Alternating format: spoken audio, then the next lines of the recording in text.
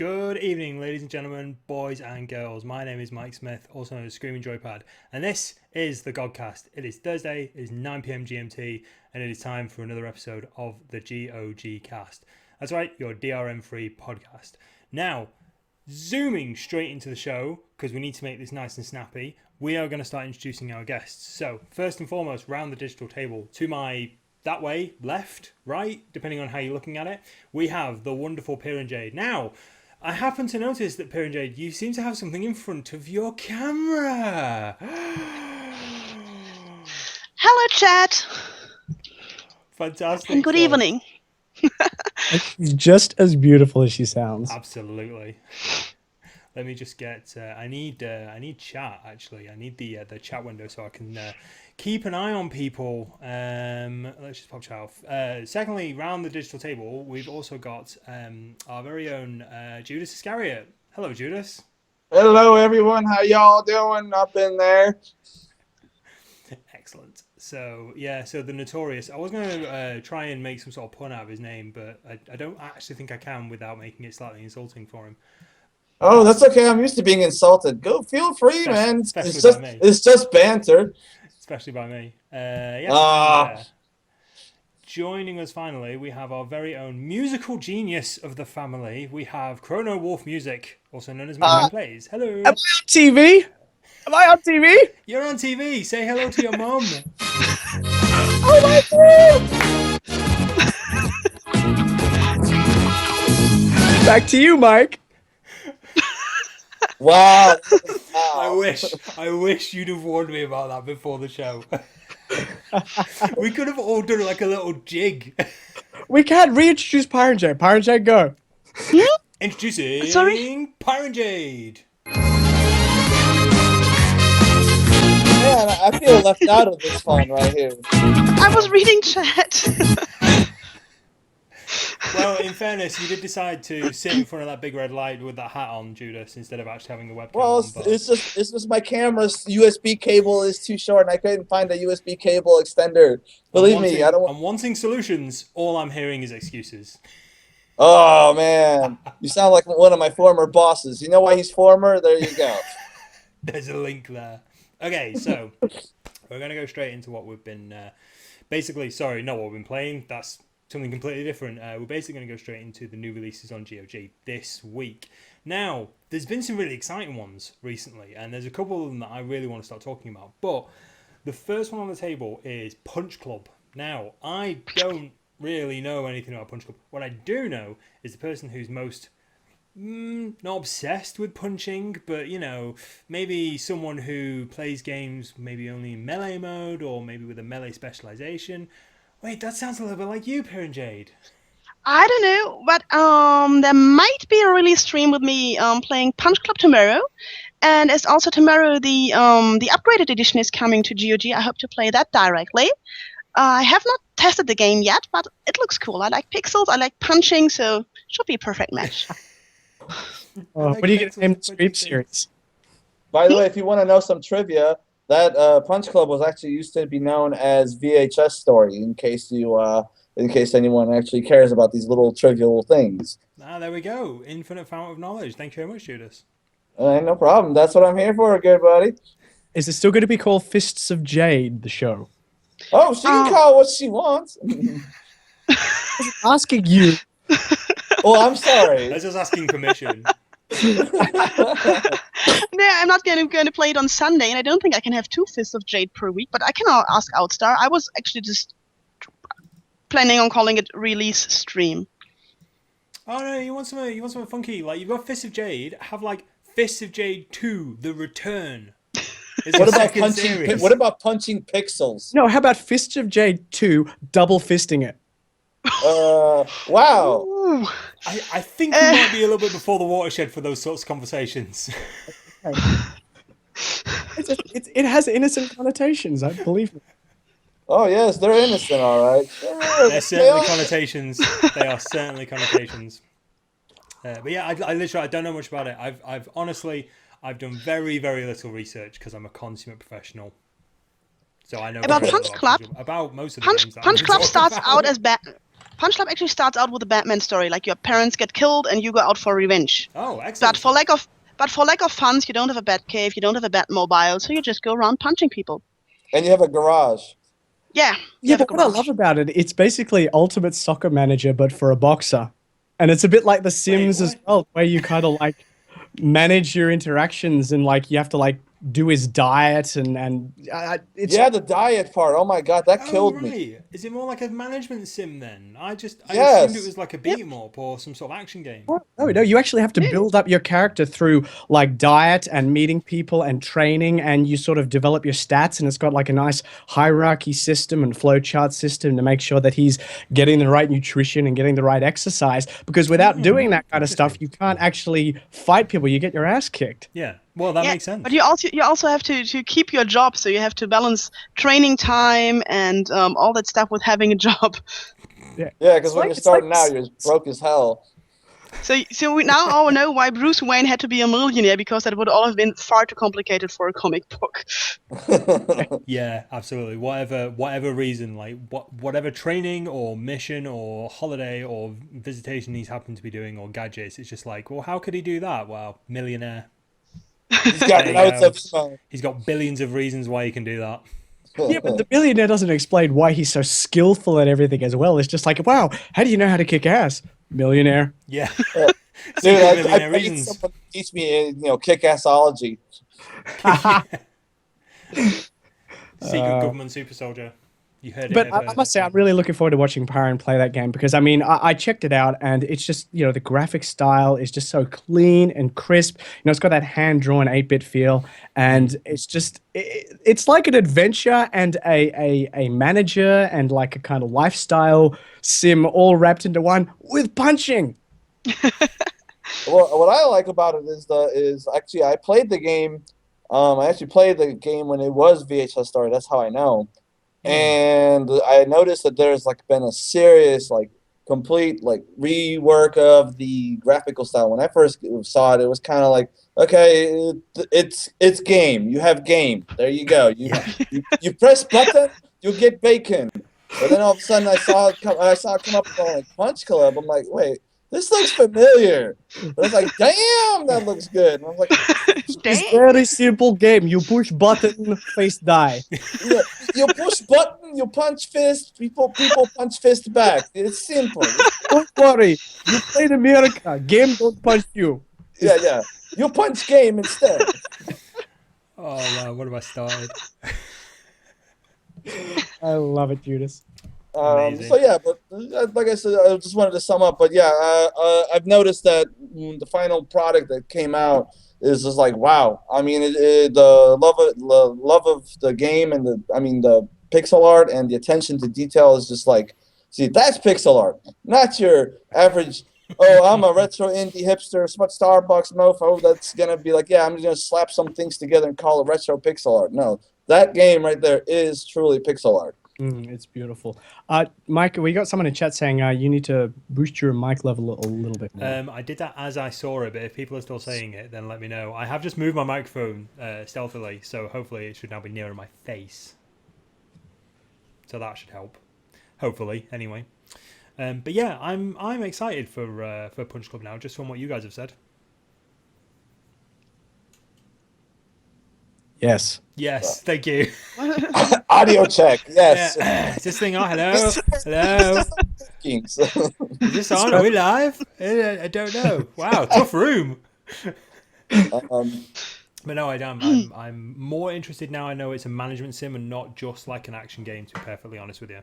Because the idea of... Because I do a lot of training, and I've used to do a few bits and pieces of martial arts as well. So I'm kind of interested in kind of like... you've got someone in a gym, and then you've got to go for a fight, and then you've got to go do their diet and do their exercise regime, that sort of thing. So, moving swiftly forwards, now a game called A Boy and His Blob came out this week. And oh man, that brings me back. Sorry, go ahead. I was going to say, I know this is a reasonably old and some people say classic and cool game, but this is one of those ones that I kind of throw my hands up. People talk about it, and I'm like, I have no idea what you're talking about. Not through like lack of research, just because I've never heard of it until very recently, and I'm just like, I don't I don't know why this was heralded as being like a huge thing. What Because actually is it? okay. The story of A Boy and His Blob, from what I remember, and thankfully all this useless knowledge I accumulated over the years is finally having some sort of iota of use. Basically, the original game came out for the NES sometimes in the dark ages of the late 80s, early 90s. It was, one of your bog standard NES games, but it had its own kind of charm to it. Like you had this white blobbish thing, and you threw jelly beans at it, and the jelly beans, depending on the jelly bean, it would have different powers. So you can throw it. Yeah, so depending on the jelly bean, it would just change into different shapes and stuff like that. But, right. So basically, it's not just your average.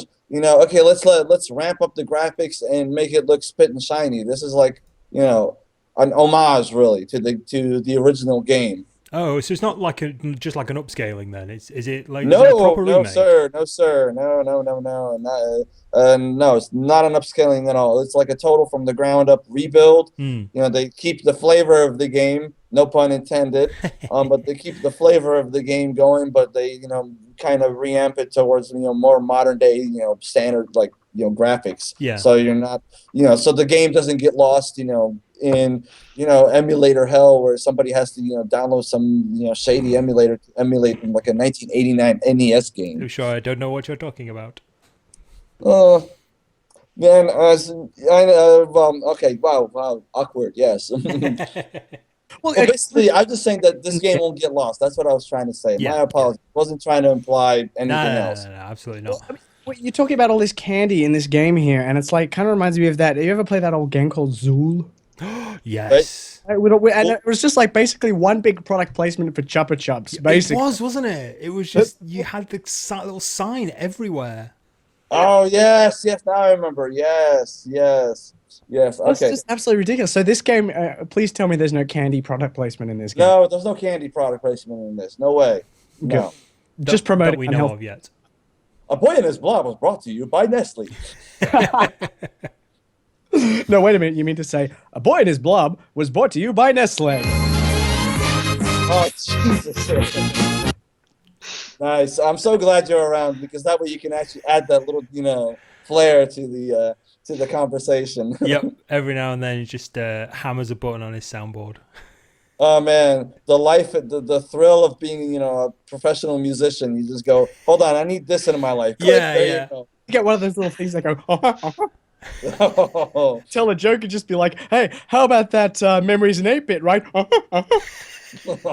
I can imagine you doing that, actually. I can imagine you sort of going out, like, got a bit of a backpack on, just full of musical instruments, just in case you're in that situation where you're just like, oh, if only I had a slide whistle. I'm feeling sad. Or, wah. Yeah. Or just following someone around with a tuba. By the way, chat wants to know, MatCatPlays, how much stuff do you have available on your soundboard? I don't have a soundboard. It's all manually invoked. Right. So you're a wizard. Man just came into chat. I was waiting for that. I used to work as a vision switcher for television and live events, so I'm used to doing multiple shit at once. There you go. He's just got, like, just underneath his webcam, he's just got, like, a row of musical instruments. He's just like, oh, no, I need the horn. No, it's all the way over there. What am I doing? Wait, speaking of which, yeah, you actually reminded me. I actually do have instruments on hand. I got... Oh.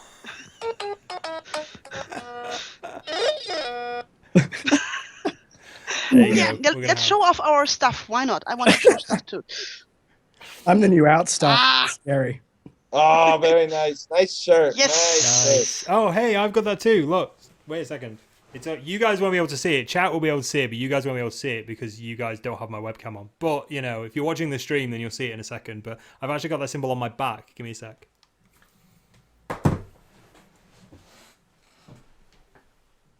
It's so unfair. I know Judas has one of those T-shirts because he's bloody from I God. had one. You underestimate me. I got 7. That was mine. Am I not free to join your DRM for evolution? I had to make mine myself.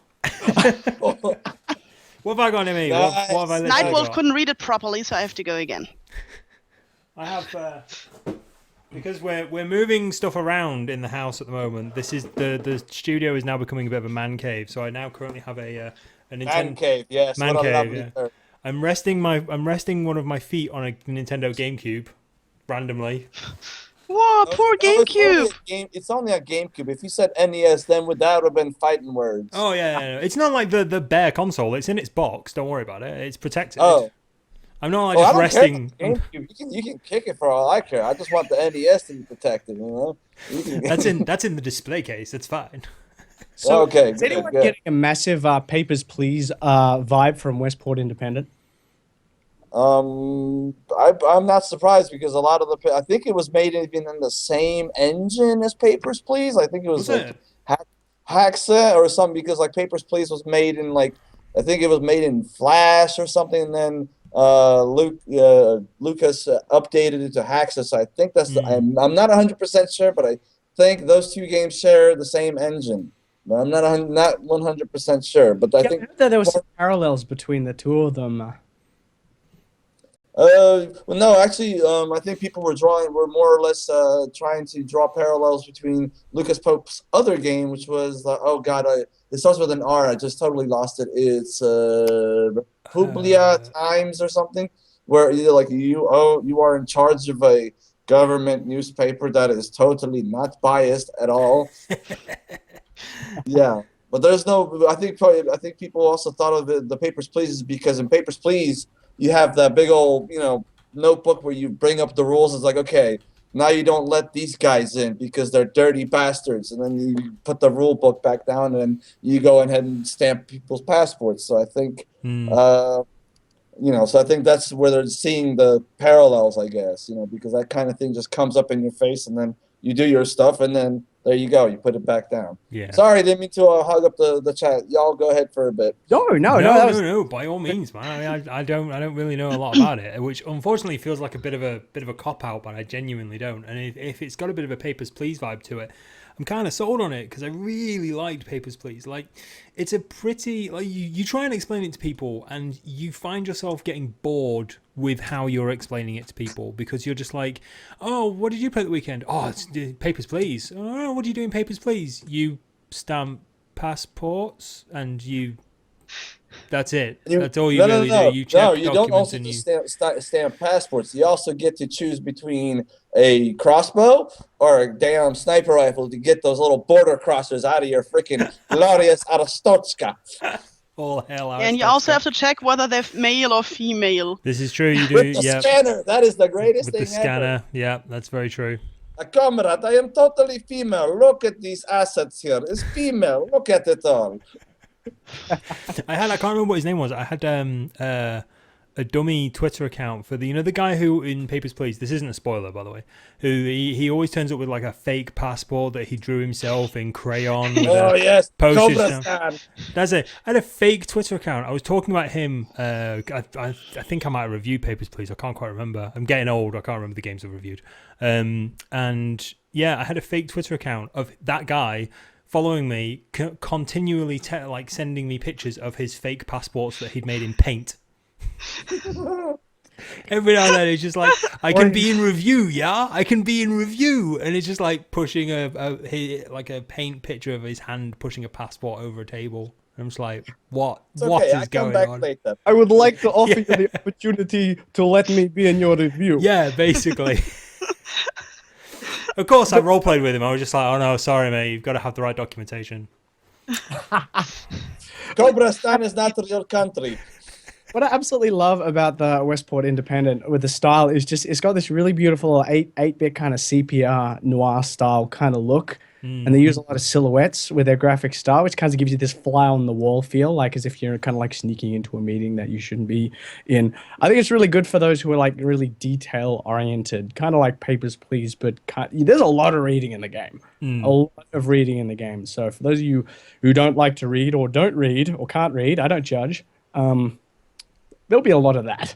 By the way, going back, I don't mean to distract from West. Oh God, I can't. I'm sorry. My tongue is like Yes, the other game. But I actually, speaking of Papers, Please, real quick, I actually heard a story from a guy who had a Serbian grandfather or some grandfather from a former communist country who was a border guard who did exactly that, and he showed Really? him the game. Yes, and his father or grandfather did not get a single damn passport wrong. Wow. He's like Like through stamping, just like, I diligence see, or I see. fear? More like probably he was it was probably knowing communism. It was probably 90% fear, 10% diligence, and Yeah. because of the fear. Because I would like to live. Oh God, please do not send Yeah. to Gulag. I do not want to go to Gulag. It's bad.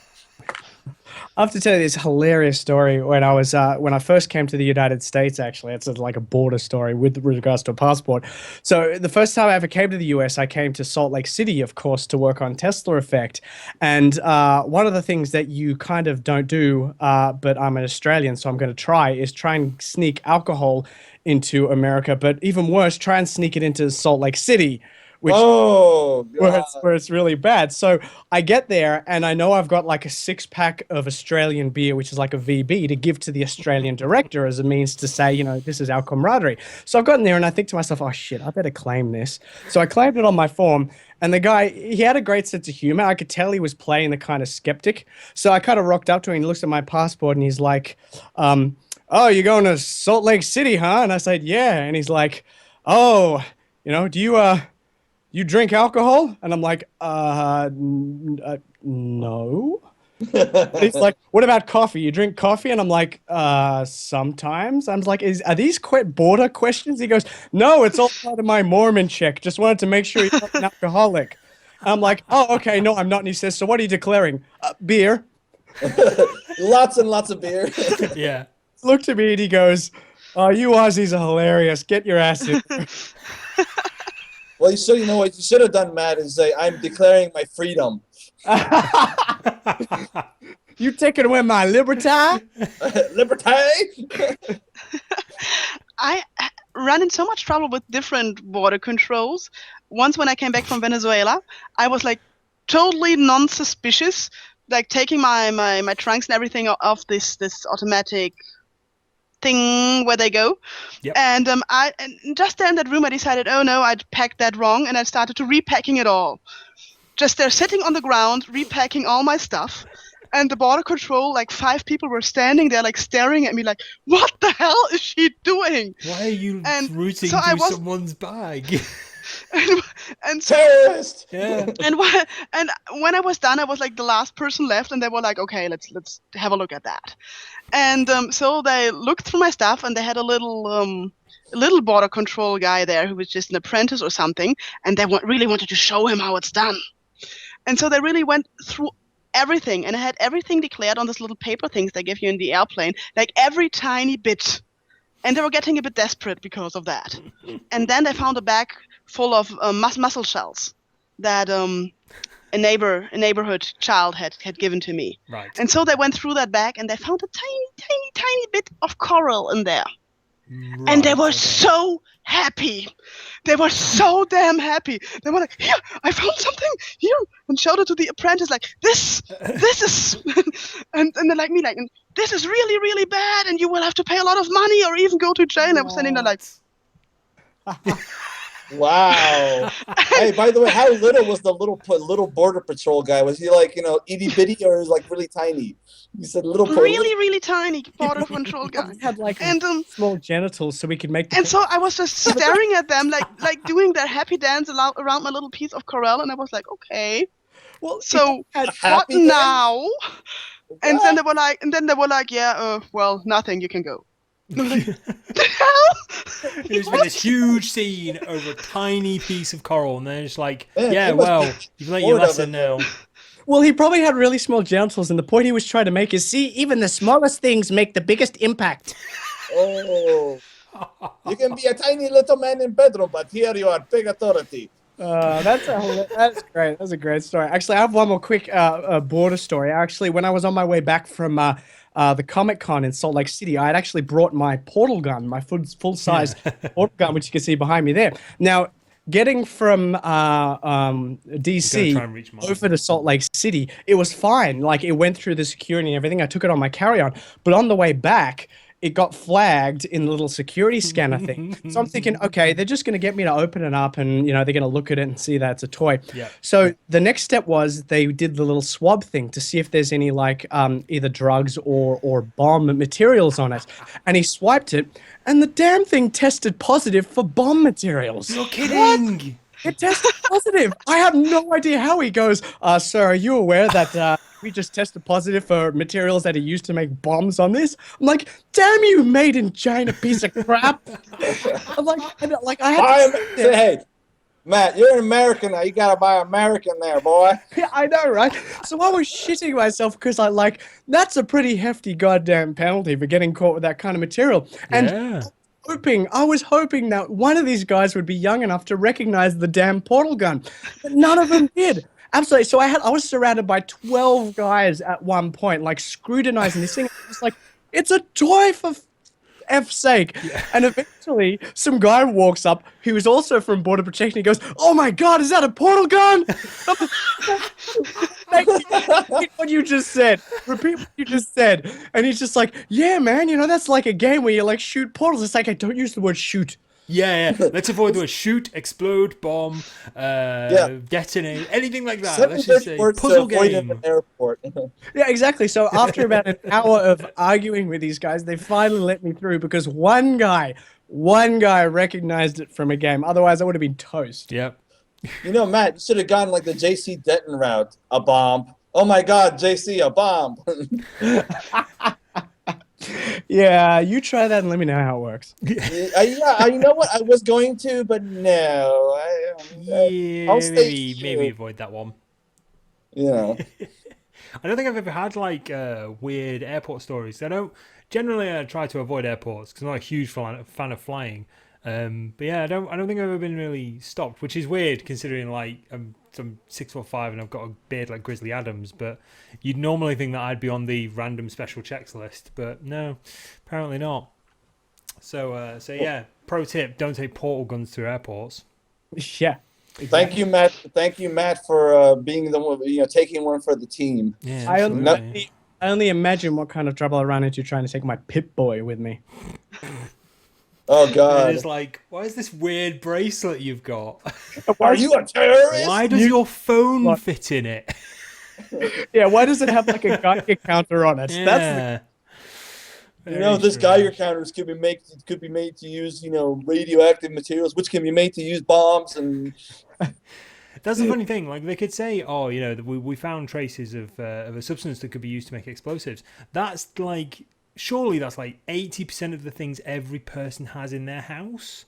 Like, It could be one of a dozen. How big are you going to make that bomb? But look, I'm going to make these microscopic bombs out of the tracings on this portal gun. Yeah. It could be like, we found traces of plastic on this plastic gun. Plastic can be used to make bombs. Do you know this? Yeah, well, the thing was, and I can imagine how it happened. I was at a crowded Comic-Con, and I was in one of the cosplay competitions, and the materials that some of those people make their homemade cosplay out of, all sorts of materials and adhesives and glues and all that kind of stuff, so it could have like rubbed off. I don't remember anyone in a cosplay outfit. Yes, outfit. Yes. You don't remember them specifically holding your portal gun, but it could have happened, and trace evidence made. It was when I gave it to that suspect-looking guy. Yeah. The guy with the fake you didn't see anybody going, yes, let me put these bomb materials on your stuff, man. He's just like, can I just hold your portal gun? Can you just hold this ticking package for me for a few seconds? Well, at least you were lucky they didn't find crystal meth, traces of crystal meth on it. But like most dollar bills most dollar bills actually have like traces of cocaine on them. That's how bad it is. That's true. No, that's very true. I remember. Well, I say that's very true. I heard that on a documentary, so I assume it's true. That's where I heard it too. Like, I mean, I'm not into all that stuff, but I mean, I just remember there was like this like oddball fact site or something, and this.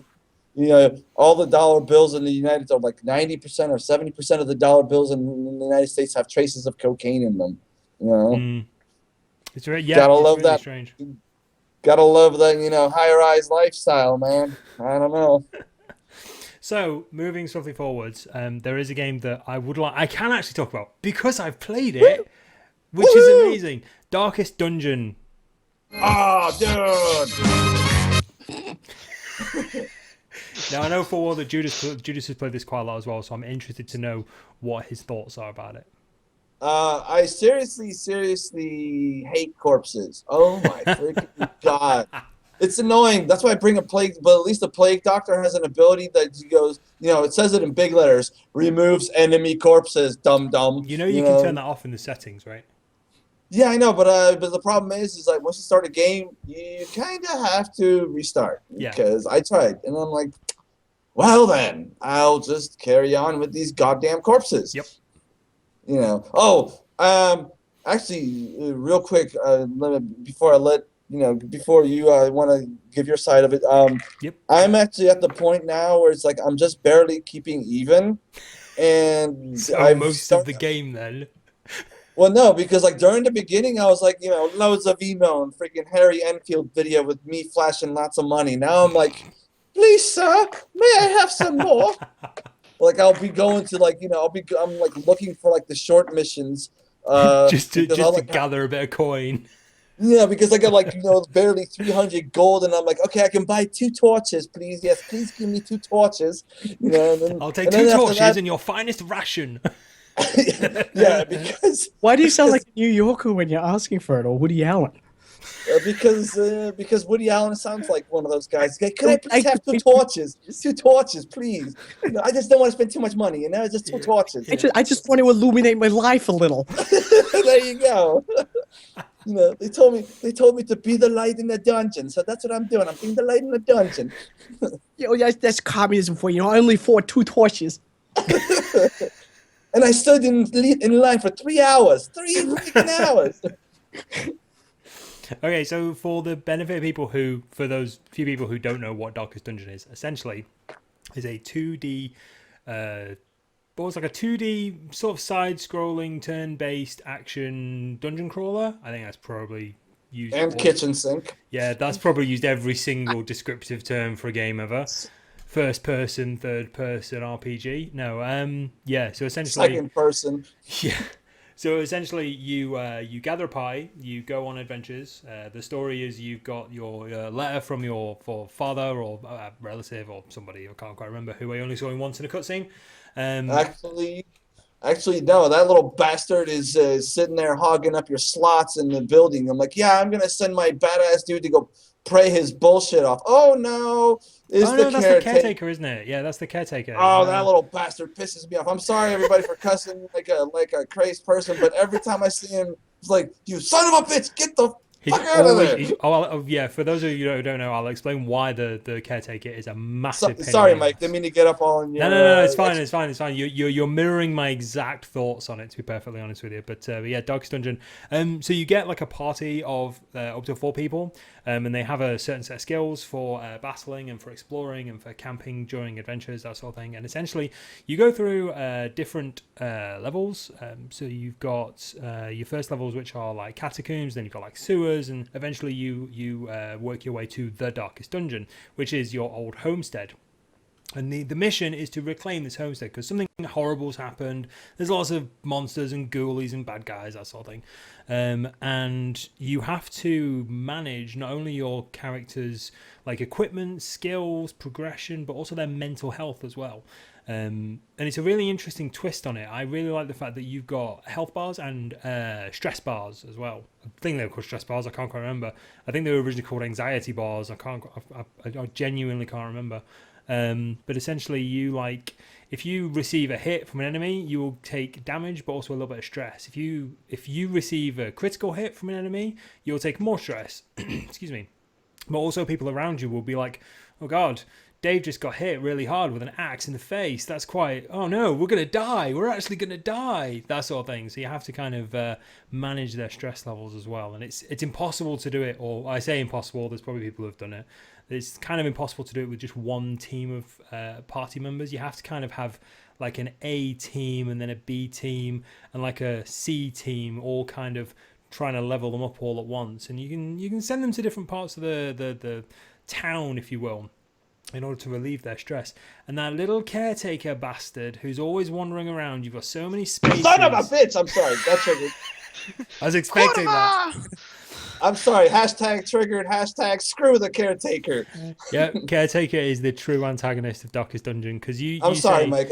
Please do go on. I'll try to be more civilized. By my all God. means, Judas, the caretaker though. Oh man, so you've got like a really pious warrior who's like, I will only heal stress when I'm praying, and you're like, this guy's like the backbone of my team. I need him for the next mission, so I'm going to send him straight to the church so he can start praying. And there's the caretaker just sat there, just getting in the way. The like smuggest expression too. Did you notice that? He's like, ha ha ha ha ha ha. Just sitting there. What you gonna do, bitch? Exactly. But yeah, it's interesting that you're at the point now where like you're just kind of breaking even with resource gathering as well. I always find it really difficult to gather certain resources. Like you'll get. Man, yeah. No, I'm sorry. Go on. No, sorry. I was just going to explain. Like you'll get like there are 4 other than gold. There are 4 piles of resources that you can get in order to upgrade bits and pieces, like your blacksmith and your different pieces like your tavern and your church, that sort of stuff, to relieve more stress for people. But it's always difficult to sort of know which missions to go on, because you've got a choice. You can go on, one of like 4 missions depending on what level you are. And you've got a choice, but it's always difficult to know which ones to go on because 1, you don't really know how long they are. 2, you don't know how difficult they're going to be because they're all procedurally generated. And 3, you're not 100% certain if you're actually going to live. Because as soon as you've got a party of 4 people, as soon as you lose like 1 person, the whole party starts to break down really quickly. I mean, you can do that's it with when the heart attacks come around. Yay! Oh, that was a new thing. Yeah, you Attacks? Heart attacks. Oh yeah. When your anxiety meter is low or something? No, you know what happens when a heart attack hits? Oh, look at you. You like that health bar, don't you? Well, guess what? You don't get to have a health bar. It's gone now. Oh, God. Yeah, that never... When I first started playing it, firstly, excellent hat, PiranJade. Yeah, Really it's excellent something hat. that chat just asked. It's not random. I must It's have not missed random. I must have missed that one. Yeah, you suffer enough anxiety. Basically, your anxiety meter fills up, and you get like a break point, and you can either be super heroic or super like cowardly, and like start throwing insults at people and that sort of thing. And your character just starts flipping out. But if that anxiety meter kind of fills up again a second time, that's it, heart attack, and you are dead. There is no saving throws, nothing. You're just gone. I mean, I could have a dude like get hit. He's at like 0 HP. He's no longer at death's door. He's got his name on that shit like inscribed. He could get like whacked 5 times, but 1 heart attack. Well, guess what, mate? You're kind of dead now, gone. Lad. Absolutely Yeah, that's gone. it. Dead. And I'm just like, I'm just gonna flip this table now, because like f this. I'm just like, ah. Hey, PiranJade. I love that. PiranJade. Yes. Oh. Right. Ooh. Call me. Okay, so we've got a furry convention going Oh on my god, right I nearly now. bit my microphone cable there. Wow. Hey, good to see you in chat. I'm expecting some music. Hey there, chat! Look at our hats. Yes.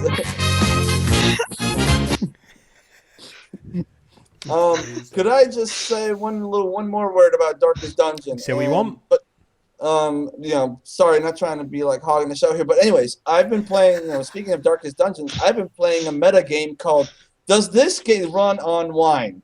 And I'll just pick up like a random game from GOG, and I'll be like, well, shoot, let me see. I got the latest version of Wine. Let's see, 1.91. Yay! They fixed this one bug that was like so obscure.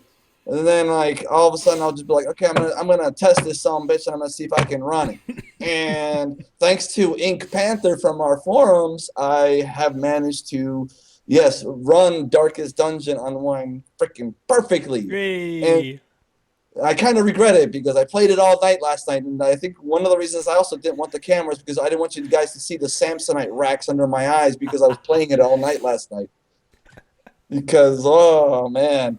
It was like I was like, oh my god, I need to get another dungeon. That son of a bitch caretaker. Kurwa mać. It is. It's one more dungeon, isn't it? You just sort of like, I could squeeze in one more. It's fine. Don't worry about it. I'll do a short one. It'll only take me like 15 minutes. That'll do. Like, It's not sunlight out yet. God damn it.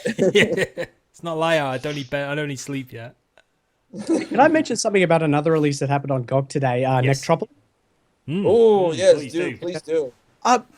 Who else is getting a massive like Darkseid or Darkseid 2 vibe from that game? Yeah. I'm getting a Harvester. I'm getting a Harvester vibe from Same that game. thing, yeah, Yes, same thing. And yeah. it's so because with a kind of like rudimentary sort of like GIF animation, full motion video thing happening there with the kind of photographed actors that walk around with a set of preset frames and everything. It totally reminded of some of the earlier Tex Murphy games like Mean Streets and Martian Memorandum. But then watching it a little bit further, it so reminded me of like Darkseid and Darkseid 2, probably closer to Darkseid 2. And I think it's corny as all hell, you know, like one of the old Tex Murphy games, but damn, it looks really entertaining.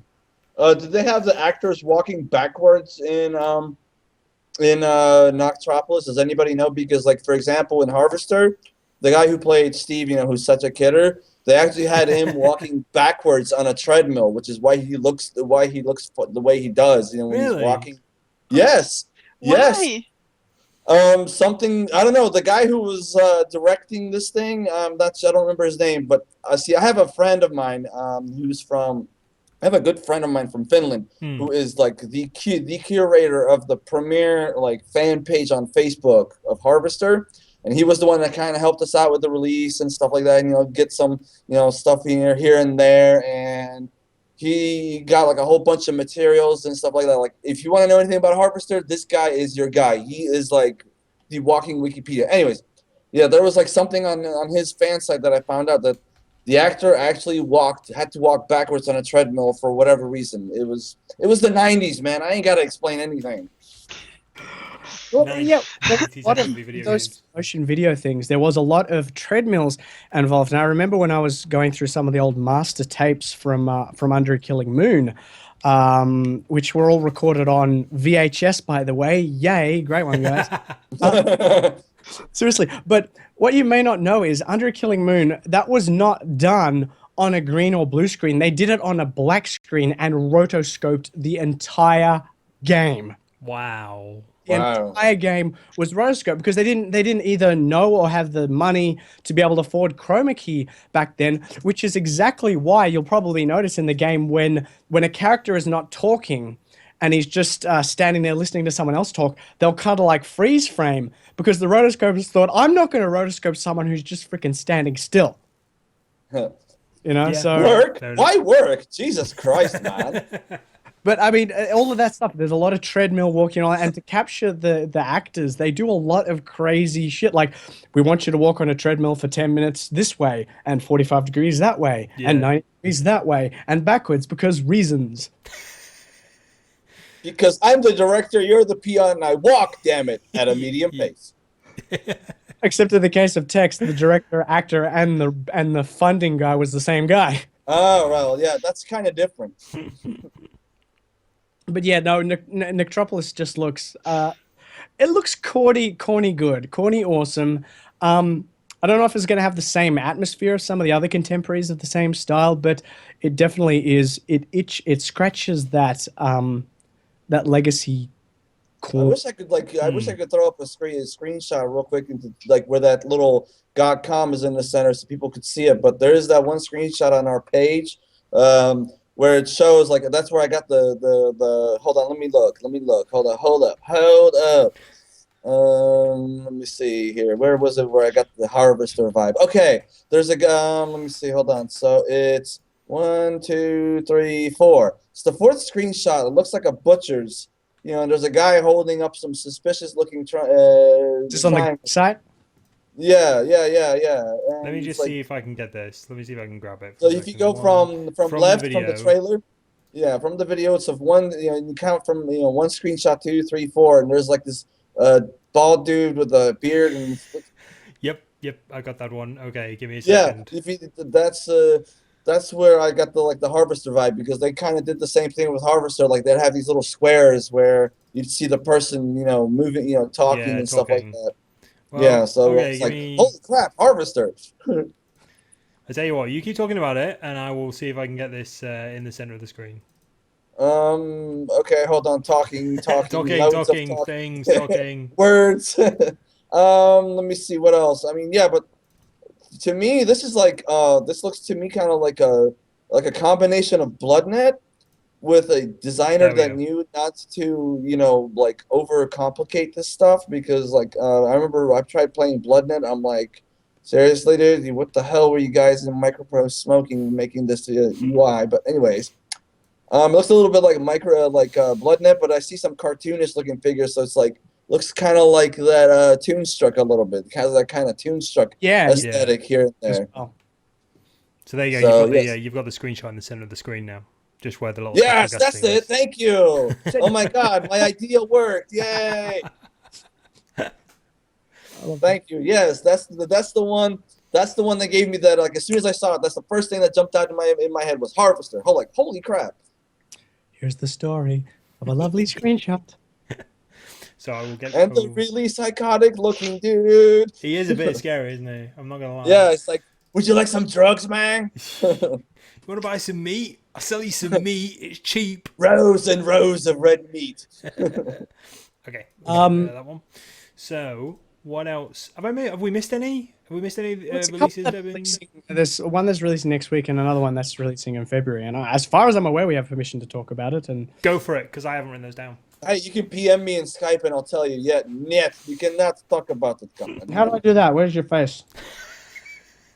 You know damn well where my face is. It's gone. They took it from me. They took my face, I just man. DM'd you. They took my face. He just said he was going to sell me some cheap meat, and he took my face. Hold on a second. Oh, okay. Yeah, we can talk about that one. Yeah, you start talking about that one. Excellent behind-the-scenes chatter there. So yeah, Order of the Throne. That there we go. Thorne. Oh my God! Like the apparently it has over 50 hand-drawn backgrounds. It's got 2D pixel art animation, hand-painted character portraits, an orchestrated soundtrack. Oh!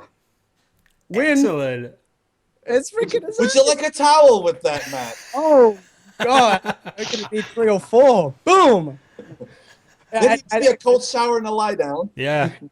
Well, okay, so basically you kind of like, and it uses music as a mechanism, as a puzzle throughout the game. So you kind of like, you've got this bard with his lute, and it's basically you use it as a form of interaction in the game for certain areas to sort of progress it forward. And it looks so much fun. I haven't played it. I watched someone else sort of talk about it, and I'm trying to stay informed and all that kind of stuff. But it looks so good. Yeah, I know literally nothing about it, so I'm open to knowing more about it. What Actually, sort of game I do know a little bit about it. It's actually part 1 of 3 games, and they're not episodes; they are separate games.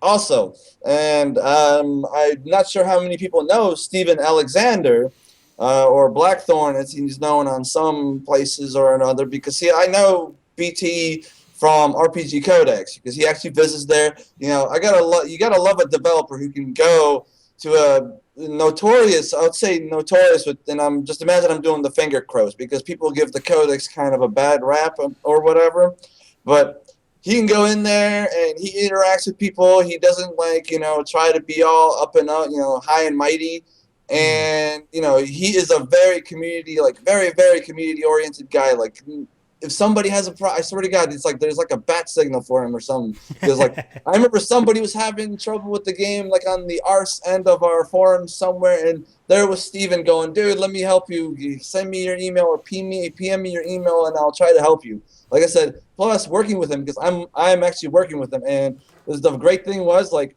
I sent him an email, and I'm trying to be all professional because, at the end of the day, you're trying to get a job done. Yeah. You don't want to be like, oh my God, Stephen Alexander, oh my God, you're so based, oh my God, yes. So, I'm just sitting there, like, sending emails to him back and forth, and all of a sudden I get like this little Skype contact, and I'm like, who this? And I'm like, oh my God, Stephen Alexander is, trying to share contacts with me. I'm like, holy crap, dude. Would you like a towel there, Judas? Huh? Yeah. Would you like a towel there too? You know what? I'll just tell you, I'll have me a bit of a smoke afterwards. Yes, it's okay. Don't worry about it. I'll get this handled. But no, it's just one of the perks, is like having, like all these kick-ass indie developers like on your Skype, and you'd be like, hey, what's up, dude? Listen, there's an issue, and they're like, I'm on it, dude. Like, it's freaking awesome. Nice. But yeah, Steven Alexander is one of those really like based 10 out of 10, would work with, again, quick response. I mean, he's like, he's probably like 6 or 7 hours behind or in front of us, time zones. I ain't got to explain anything. So I just want to give him a shout out. He's always been awesome, awesome to deal with, and love the support when I streamed Quest for Infamy. So thanks, Steven, man. I can't wait to see if we can get the rest of the Order of the Thorne games. So basically, Stephen, what he's saying is, talented guy, great sense of humor, really nice, would bang. 10 out of 10. Would bang again. And he apparently worked alongside Sean Mills for Infamous Quest there, didn't he, Judas? What's that? Worked alongside Sean Mills there with Infamous Quest. I think It's he did. Ebenezer. Hello, Ebenezer. I'm like I said, I never really had contact with anybody else other than Steven, so I wouldn't know. I don't know everybody else in there. I mean, I try to see. I'm kind of like, I have the game. I'm happy with this. I don't need to know. I don't want to get into specifics of what's going on behind the scenes. I'm not one of those. I'm gonna pry all the secrets out of this game. I'm like, I get game, I buy game. Thank you very much. I'm done. So maybe I'm just kind of like utilitarian in that aspect. I just want the game, and but if somebody wants to talk about the game, and but in a professional capacity, of course, I need to talk to people, but I don't know what I can and cannot share sometimes. So I'm just like, I know nothing at all. Well, see, the trouble with being able to like having a developer perspective on things, and it's not so much the fact that you're giving away secrets. Like sometimes, like I know with some of the projects I'm working on at the moment, there's this kind of like this unspoken rule that I guess it's okay if you do share stuff, but the biggest fear is sharing something that eventually is not going to be a feature that actually ships. Oh man, yeah. And that's the big problem, because you can share basic stuff like, yes, the game is coming soon, or you guys are really going to like it, or we've come up with some really cool stuff, or you can even say, yeah, PC players are going to have a lot of fun with this. But to be able to turn around and say, oh, well, we've got this really cool feature that we're working on at the moment, that's like always a big no-no. Oh yeah, dude, that's the same thing I have when I'm trying to, like, when people are asking me, hey man, you got this game? Oh my god, this game, you got this? I'm like, and I'm trying to, and I don't want to throw up the, I'm under an NDA, smoke screen, because that's just BS, It's like, I might as well be like some sort of, suit and tie FBI agent. I'm sorry, sir, but if this information is classified, if I tell you, I have to kill you, and no. Well, go on then, but it better be good. Yeah, I'm so happy that Ebenezer also signed the NDA, or I think I would have just exploded from this inward pressure. Well, yeah, see, at the least you've got someone to talk also about. stipulates that Pieman must show his face at some point. I'm just putting it out there. That's I'm actually pretty curious sure as that to was what in he their looks contract, like. yeah. He's probably like, a handsome devil. Look at me, I'm smashing. Why is he British? I don't know. I just randomly. Because his avatar wears a monocle, maybe. Oh. Yes. Yeah, the monocle is the seat of all Britishness. That's the essence right there. Because we're too posh for two glasses. That's why it is. We only wear one glasses, so we only have a monocle. One, yes. Mega Pieman says will not happen, and that's fair enough. I'm quite happy to look at him as a pie. Everybody needs a bit of mystery, and Pieman is our mystery. He is. Excellent stuff. Right. Is there anything else we can talk about? There's one more. Is that? Yeah, Matt, or whoever played this one, I haven't got a chance, but y'all want to, talk chit chat about Thea the Awakening? Feel free. Yes. I would. I don't know anything about it, so I'll let other people talk about it. About this one. Yep. Yeah, well, I actually saw the Kickstarter of that game, and I thought it was awesome. And it's also made by a Polish developer, which I also thought was awesome. I'm very awesome about many things, and so I'm really, really happy that that is coming to GOG now. And I already saw that Outstar put her name in playing the release stream, but I hope there will be a chance for another stream, because I really, really want to play that. It's a kind of mixed genre game with a kind of tactical elements and RPG elements and stuff like that, and it looks really, really cool. Cool. Yeah.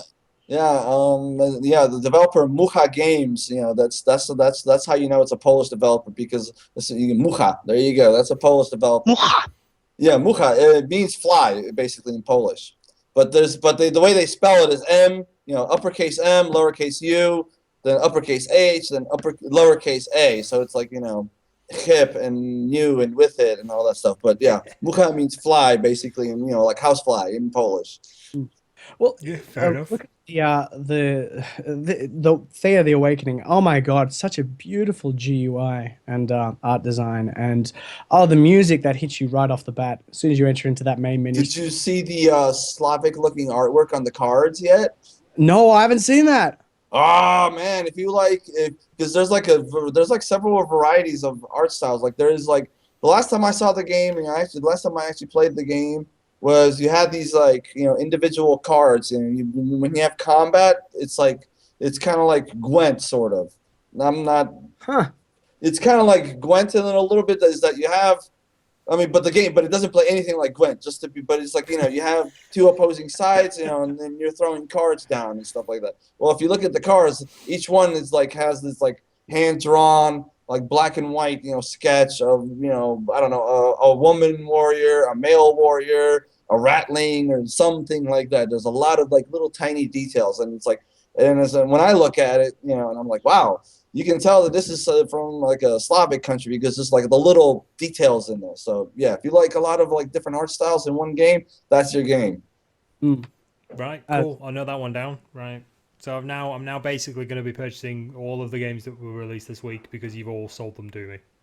GOG should be paying us for this product placement. Seriously, we managed to convince Mike to go out and buy all these games. I don't buy games. I'm an ex-games journalist. It goes against my very nature to purchase video games. Yeah, what do you feel like if you try to buy a game? Do your hands burn or something like that? It's I've been so stopped. You don't buy music. Yeah. I've been stopped walking outside shops just because I'm carrying the games outside the shop, and they're like, "Sir, you need to pay for those." I was like, "Well, no, I don't. What are you talking about?" But I'm a games journalist. Yeah, don't you understand? Don't you know who I am? Oh. I heard that screaming joypad. Yeah. Screaming joypad. I need someone to do that behind me whenever I go into a autograph shop. a body part for me.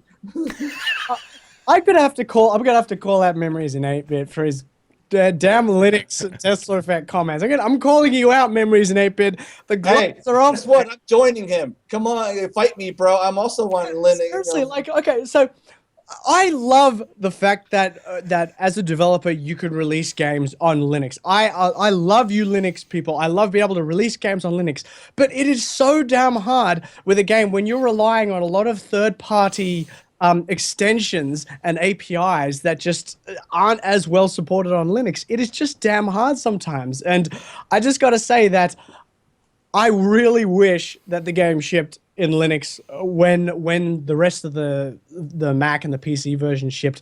But it's not easy. It's not easy doing multi. It's understandable, dude. It's understandable. But let me ask you this: are there any hopefully I'm not prodding into your NDA territory here, but are there any of these frameworks, whatever, that you can substitute? Because sometimes what people have done is okay, this game uses XNA, which was a pain in the neck to get running on Linux. Okay, so we made FNA, which is the same thing but for Linux. Is there anything Actually, you may be onto something there because basically, as I said, and I won't go into too much details because we had wonderful support from Rad Video Tools because we used Bink 2, and Bink 2 is fairly. Oh Lord.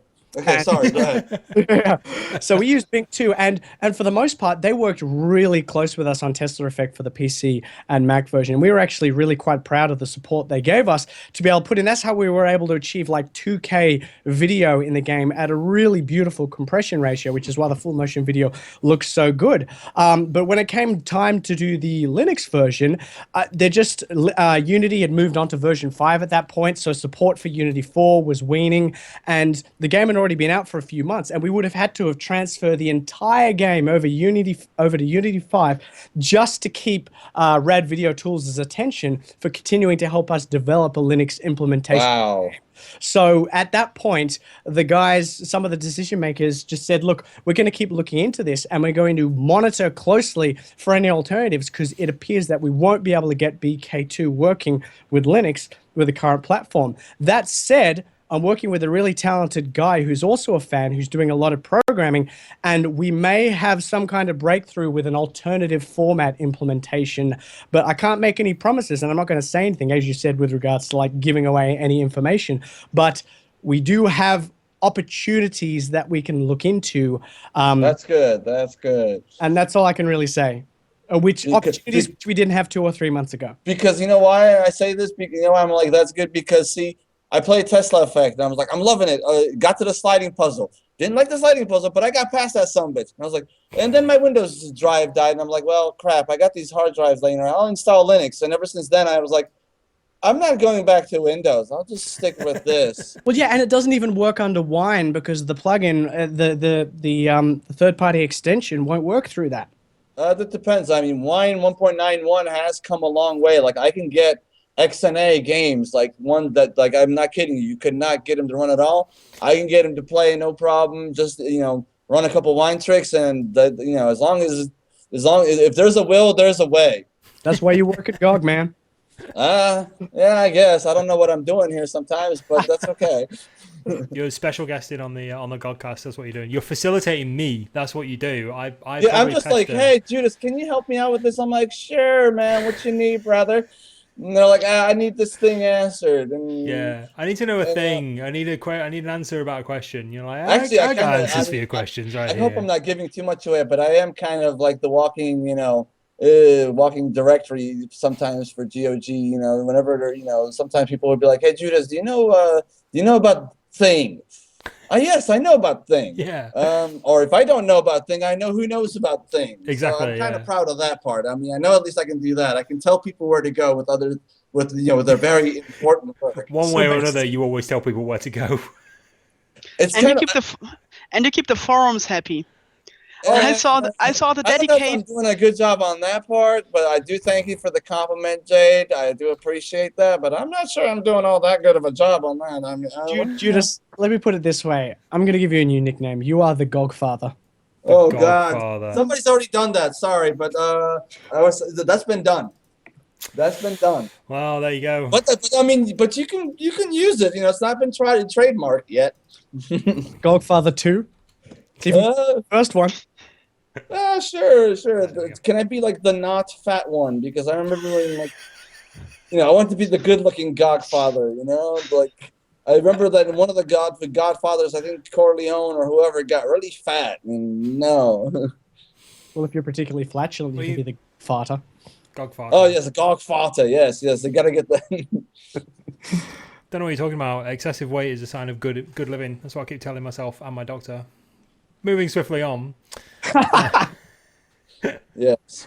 Sorry, and I apologize for my random slipping into British accents. By the way, really just want to make a disclaimer. It's just I grew up with a lot of UK British shows like Red Dwarf, Keeping Up Appearances, Monty Python. So it's kind of good like ones then. Yeah, like, you know, it's not bucket, it's bouquet. Yeah. You know? And Are You Being Served? So when you grow up with that, it's just like, you know. Oh, Are You Being Served? Yes, that is classic. Yes, I mean, you might hear the southern accent, but shoot, man, I was like, right then. How about I'm going to go home and wash my pussy, you know. Nice, excellent stuff. No, that's fine. That's my kind of like complimenting, you know. It's like my tribute, you know, as bad as it is, just so you guys know where I'm coming from. I love it personally. I love your different accents. I love the fact that you can just ramble on for days about different bits and pieces, and you'll start talking about a game, and you'll end up talking about when you were in some bar at some point talking to some developer about the size of his shoes or something random like that. You know. Thank you. I do appreciate it. But please, guys, let's stop with the compliments from you. I know we have a show to run here. Please, I do appreciate it, but thank you. Yeah, the lovely alarms are starting to go off a little bit, unfortunately. Yeah, have we covered everything? I think we may have covered everything. I've got Yeah, let's say we've covered everything.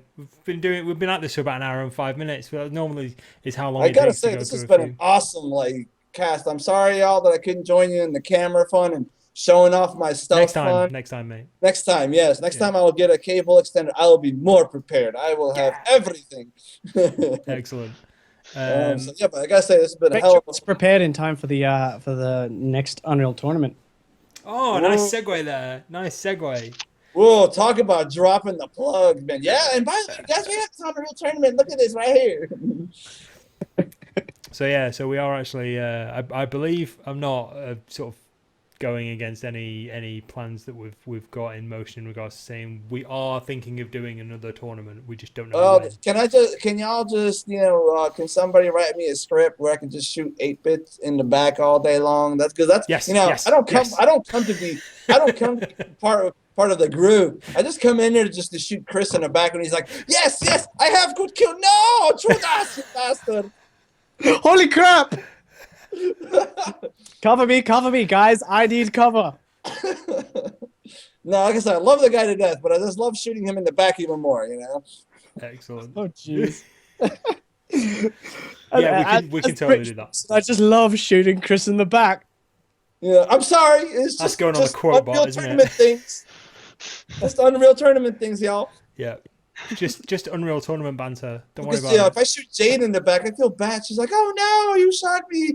Oh no, heartstrings torn." And I'm like, "Oh man, it's like I killed, I don't know, a little girl." But like with Chris, and he just gets up and he's like, "Judas!" I just love it when Kat joined us for the second one towards the end there, and like when she finally managed to get off a kill against Outstar, and I imagine Outstar was like 99% dead already from a hail of bullets, and Kat just comes in and shoots, and she's like, "I killed Outstar! I killed him!" Hey, got the kill, doesn't matter. Yeah, absolutely. It's not the journey, it's the destination. Damn Skippy, y'all. Damn Skippy. And chat might not know this, but actually Judas and I faced off even before I started streaming for GOG, because we played against each other in the GOG Blood Bowl League. Oh yes, Oh, really? Oh God, please! Oh God! I'm getting the PTSD from seeing my cast. Oh, I hate the Skavens. I am sorry, Jay. It's a good. You know what? It's a good thing I don't have a camera right now, because I may or may not. Like I said, love you to bits, Jay. Like you're like a sister to me. But oh my God, those Skavens, I hate you for them. And all those. I only played them like 2 times. Oh, and I ripped you another one then. It was 2 times too much. In a world, You're right. it was a Blood Bowl. It was 2 times too much. I think it's going to be a great tournament this time around, because we're aiming to get even more people. Outstar was just like, so how many people can you fit on a server? And I'm like, 32. This is old school. Really? I don't even think there's any maps in there that support 32 people. I'm just going to cram 32 people into a 1v1 map and see what shit goes down. It's basically the Unreal tournament version of a mosh pit. Yeah, we should play. I used to love in Unreal Tournament playing these so-called living room maps, where people would make these. They take their house and they make like a huge as hell Unreal Tournament level. So you'd be like, on somebody's ceiling fan, and they had like these. And they were, not only would they have the living room maps where you could run under couches and stuff, but they had the 1-shot 1-kill with the lasers. And so you're like teleporting everything. You just like look, and you like you do like a looking down the hall. You see it looks like freaking Star Wars, like lasers all up in there, man. I'm all for that idea. Unfortunately, when you get that many players in, you either have to make sure that they've pre-downloaded the maps, because when you log into a server and you have to download content, this is what the tournament will be like. Okay, ladies and gentlemen, here we go. I'm just downloading there's 3%. Just give me 2 hours. Just give me 2 hours. Seriously, guys. All I could afford was one map. Just one. Oh, you do better accent. You waited in line for 3 hours as well. Dance. Brilliant stuff. Yeah. Right. So I'm gonna move on to our next segment, which is personally my favorite segment, because it's the one where I'd like to say it's the one where we just kind of rattle on about video games. We successfully do that every week anyway. Yeah. We do that regardless of the topic of conversation, but it's what we've been playing recently. So I'm going to start with PiranJade. PiranJade, what have you been playing recently? Actually, I have not been playing a lot recently. Okay, because I Judas. normally Judas, fall what- asleep. Hey, because I normally fall asleep pretty quickly. I will have to play Ultima Underworld 2 actually off stream because I managed to delete my save game while streaming, losing half an hour of No. gameplay, Oh, that's and not bad. so Only half an I hour. will have That's to not too fix bad. that. Okay, well, I've been playing like I mentioned earlier in the stream. I've been playing Darkest Dungeon, Mhm. and I've also been playing Pos Chang Band, which is like the kitchen sink of all ASCII-based roguelikes. And like I said, playing, does this work on wine anyway? And of course, Wine and I'm roulette. also playing I'm also playing a waiting game too. I'm also playing the waiting game for the goddamn orc expansion for Tales of Majal. Dark God keeps teasing that shit, and I'm like, dude, when are we gonna have it here so I can like get back to playing? Because I've actually put away Tales of Majal until that orc expansion comes out. Because god damn it, I want to stream that and see what the orcs look like, other than just green. So yeah, sorry, yes, but I'm really excited for that, and I'm like waiting and Cool. waiting. I'm like, give. Yeah. Cool. Nice. MatCat, what have you been playing? I've been in dev mode most of the time with a bunch of stuff that I can't talk about, which is unfortunate. You But sound like my Android phone. Sorry. You said you're in dev mode. You sound like my Android phone, which is also. No, but the most recent I have tried to play. It's not on GOG, but it was I tried my hand at the Elder Scrolls Online, and I can't say that I'm impressed. It's just I don't like the idea of I think MMOs have never really been my thing, and I logged into this one thinking, okay, I really like the Elder Scrolls lore, and I reckon I really enjoy watching Outstar's playthroughs of Morrowind. So I thought, in order to tide me over since Skyrim, I'll give it a shot. And unfortunately, it's kind of it is exactly what I expected. A whole bunch of people running around, knowing what the fuck they're doing, and I have no clue. That's exactly what it is. I'll go up to somebody and be like, excuse me, and it's I gotta go, I'm on a mission. But the entire game is every time you go up to someone, they run away from you, and they're just what are you, level 10? Pfft, I'm on my way. It's just, I can't get into it. I just can't. Oh man, I remember I played it just before it came out, and it just they tried to kind of hype it up as being it's going to be this big collaborative kind of adventure. You okay, PiranJade? I'm totally fine. You good? You totally good? Nothing is happening here. Just go on. Nothing Okay. is happening. Whatever you say, I believe you. Let's all watch nothing happen. Yeah, let's all listen to nothing take place. What was I saying? Yeah. What's on TV? Nothing. Nothing at all. Turn back to Channel 1. Yeah, so I was playing it before it came out, and they tried to hype it up. You had to queue in line for half an hour in order to play it, and they gave you a talk beforehand to say how you won't survive unless you all band together, and you won't, I love the fact that we've just got PiranJade just giggling in the background. Sorry. Broken PiranJade. Why did you do that? Hi, Ebenezer. For the benefit of our audio only listeners, Ebenezer is just currently walking around in PiranJade's camera shot. Naked. And we're not quite sure why. He hasn't got clothes on for all our audio members. Yeah, he was completely naked. Actually, we're all completely naked for He's our not audio naked only members. anymore. Oh, you look so devastated. He's not naked. He's not naked anymore. Boo! Oh man, the butt hurt is palpable. Oh, you can cut it with a knife. Right, lad, you can hang an axe in here. Oh, man. Oh, this is great. I don't even know what I was talking about anymore. Hey, at least Chad had fun. Look, they look real happy. They're practically glowing. That's what matters, okay? So as long as people find this amusing and they're not just sort of hey, do you know what? This is crap. Let's turn this off. Then that's fine. There's as long at as least people... 120 people are like, oh man, I could use a cold shower and a lie down after all this. Oh lad. To be sure, you could use a cold shower to lie down for it. Oh man. Oh man, I'm going red myself now. I'm laughing too much. Whoa there. Seriously, that's why I brought the music. I just and if there's any awkward moment here, we can just be like, if you say a really bad joke, it's like, dude, that's not cool. But I'm just kidding. Yeah, It's just satire. banter, lads. It's just banter. Yeah. Satire No, banter. someone has said something really douchey when they afterwards they say, no offense, or it's just my opinion. I'm not being Oh. funny, but Oder lol joke. yeah, Or I'm not racist, but yeah. Speaking of which, Koala Man just said in chat, why do the Irish wear 3 condoms? oh god, I don't want to know. No, Yeah, no, let's not answer that, Koala Man. no. Let's not. Yeah, let's not go there. Sorry, Matt. Had you basically given us your information in regards to what you've been playing recently? Is that all you've been playing? Basically, yeah. Okay, I mean, I'm cool. deving, but that's what I've been playing. He's been playing developer. Yes. Yeah, he's been playing the Developer- game of develop- life. Developers. Yes. Interestingly, I've been playing Witcher 3 recently on PlayStation 4 for my first playthrough.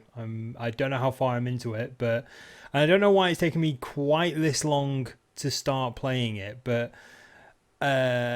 it's probably, and I say this without any sort of leaning towards the GOG family or anything like that, or CD Projekt Red, it's probably the best action RPG I've ever played so far. Like, just in terms of the story, the setting, because I never played Witcher 1 and 2. That's the thing. I played like an hour of Witcher 1 and like an hour of Witcher 2.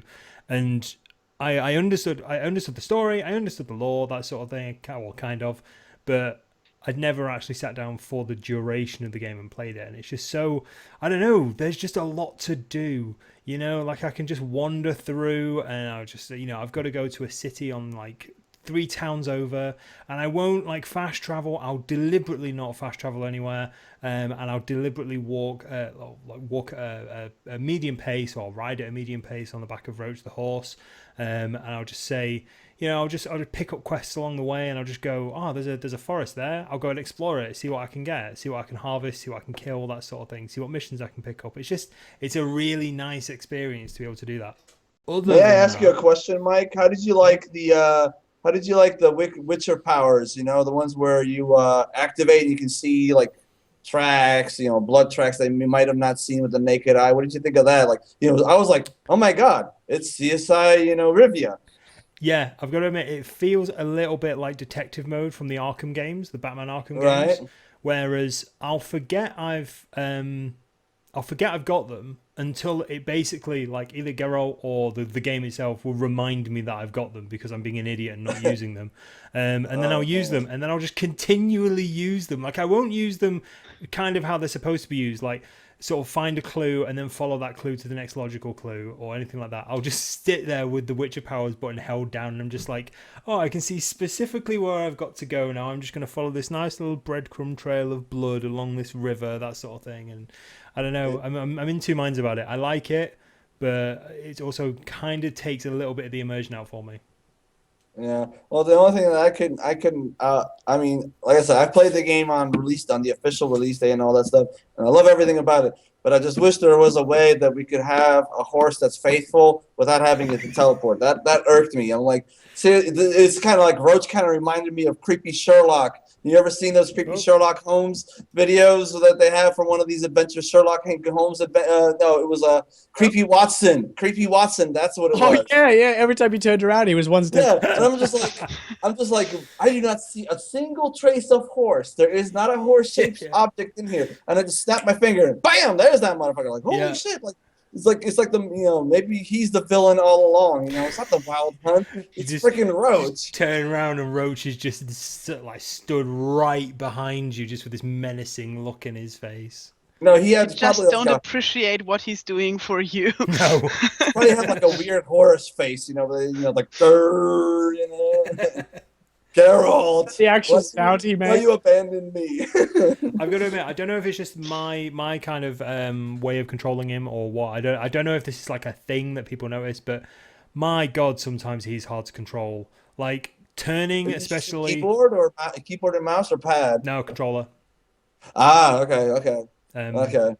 But I don't know if it's specifically easier because I'm playing on PS4. I've got it on the PC as well, but I always lean more towards PS4 because I'm filthy console scum. I played It's it. like driving a bloody lorry.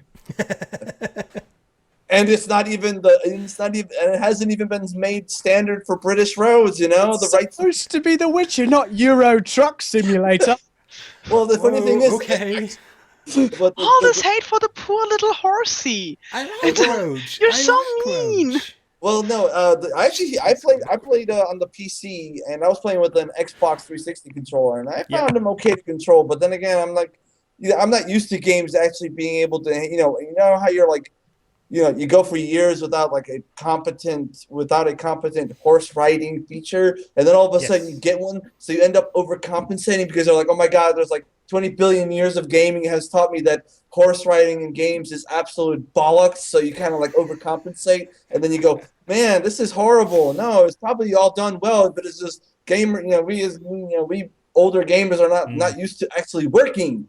I'm not used to this feature actually working properly. Yeah, I mean, I'm having a quick look in chat I'm now. not saying it's probably not you. I'm not saying it's the game. I mean, again, bias and other, but maybe it's just overcompensation for the other games that did it wrong. I agree. Possibly. I agree. Yeah. I know. I'm really, really enjoying it. Like I always find myself thinking, much like yourself, Judas, with Darkest Dungeon. I'll find it's 2 or 3 o'clock in the morning, and I'll be like, can I get another mission in? This sounds like an easy one. I could probably do this one. Yeah, it's like it's not sunlight out yet, so it's all right. I'm like, I can live on 2 or 3 hours sleep. I'll be fine. Don't worry about it. Still got 4 hours sleep if PiranJade hasn't logged in and said good morning yet. Yes, that is officially when morning begins. Yeah, for those people who don't know, a lot of us in America, like in Europe and Germany, they go to sleep at a certain time. And PiranJade, I don't know, are you wake up early or do you sleep in a little bit? I normally get up at about 7, and then I log into Skype at about 8 a.m. Okay, and that is the time when I know I'm up too late. So I'll have Skype on the side, and I'll be doing something, and then I'll be chatting to maybe Mega Pie Man or Dizzy, and all of a sudden, Pyron will be like, "Good morning, everyone." It's just like, oh shit, it's late again, isn't it? Yeah, I've got to admit, I normally read those messages when I'm on my way to work. So I'm just like, well, at least I know I'm not late for work if PiranJade's up and about and saying hello to the stream team. Well, but I was late once this week, and then I said good morning, and there was nobody there to answer. It's because it was really sad. Or asleep. You get set periods of the day when people will actually respond. It's like depending on your time zone, it's the different people's morning or afternoon or evening, that sort of thing. Everything else is just like taken up with work. Yeah, 10 a.m. Eastern. I say good morning, and Dizzy is like, "Oh, hello, good morning. I'm going to bed," and that's really nice. Oh.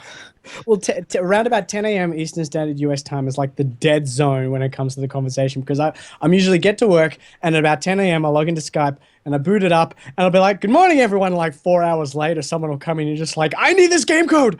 Yeah, I can just see somebody just like running on fire. Oh my god, I'm on fire! Give me game code, please! Oh my god! Yeah, I'm live in 10 minutes. I need the game code quick now.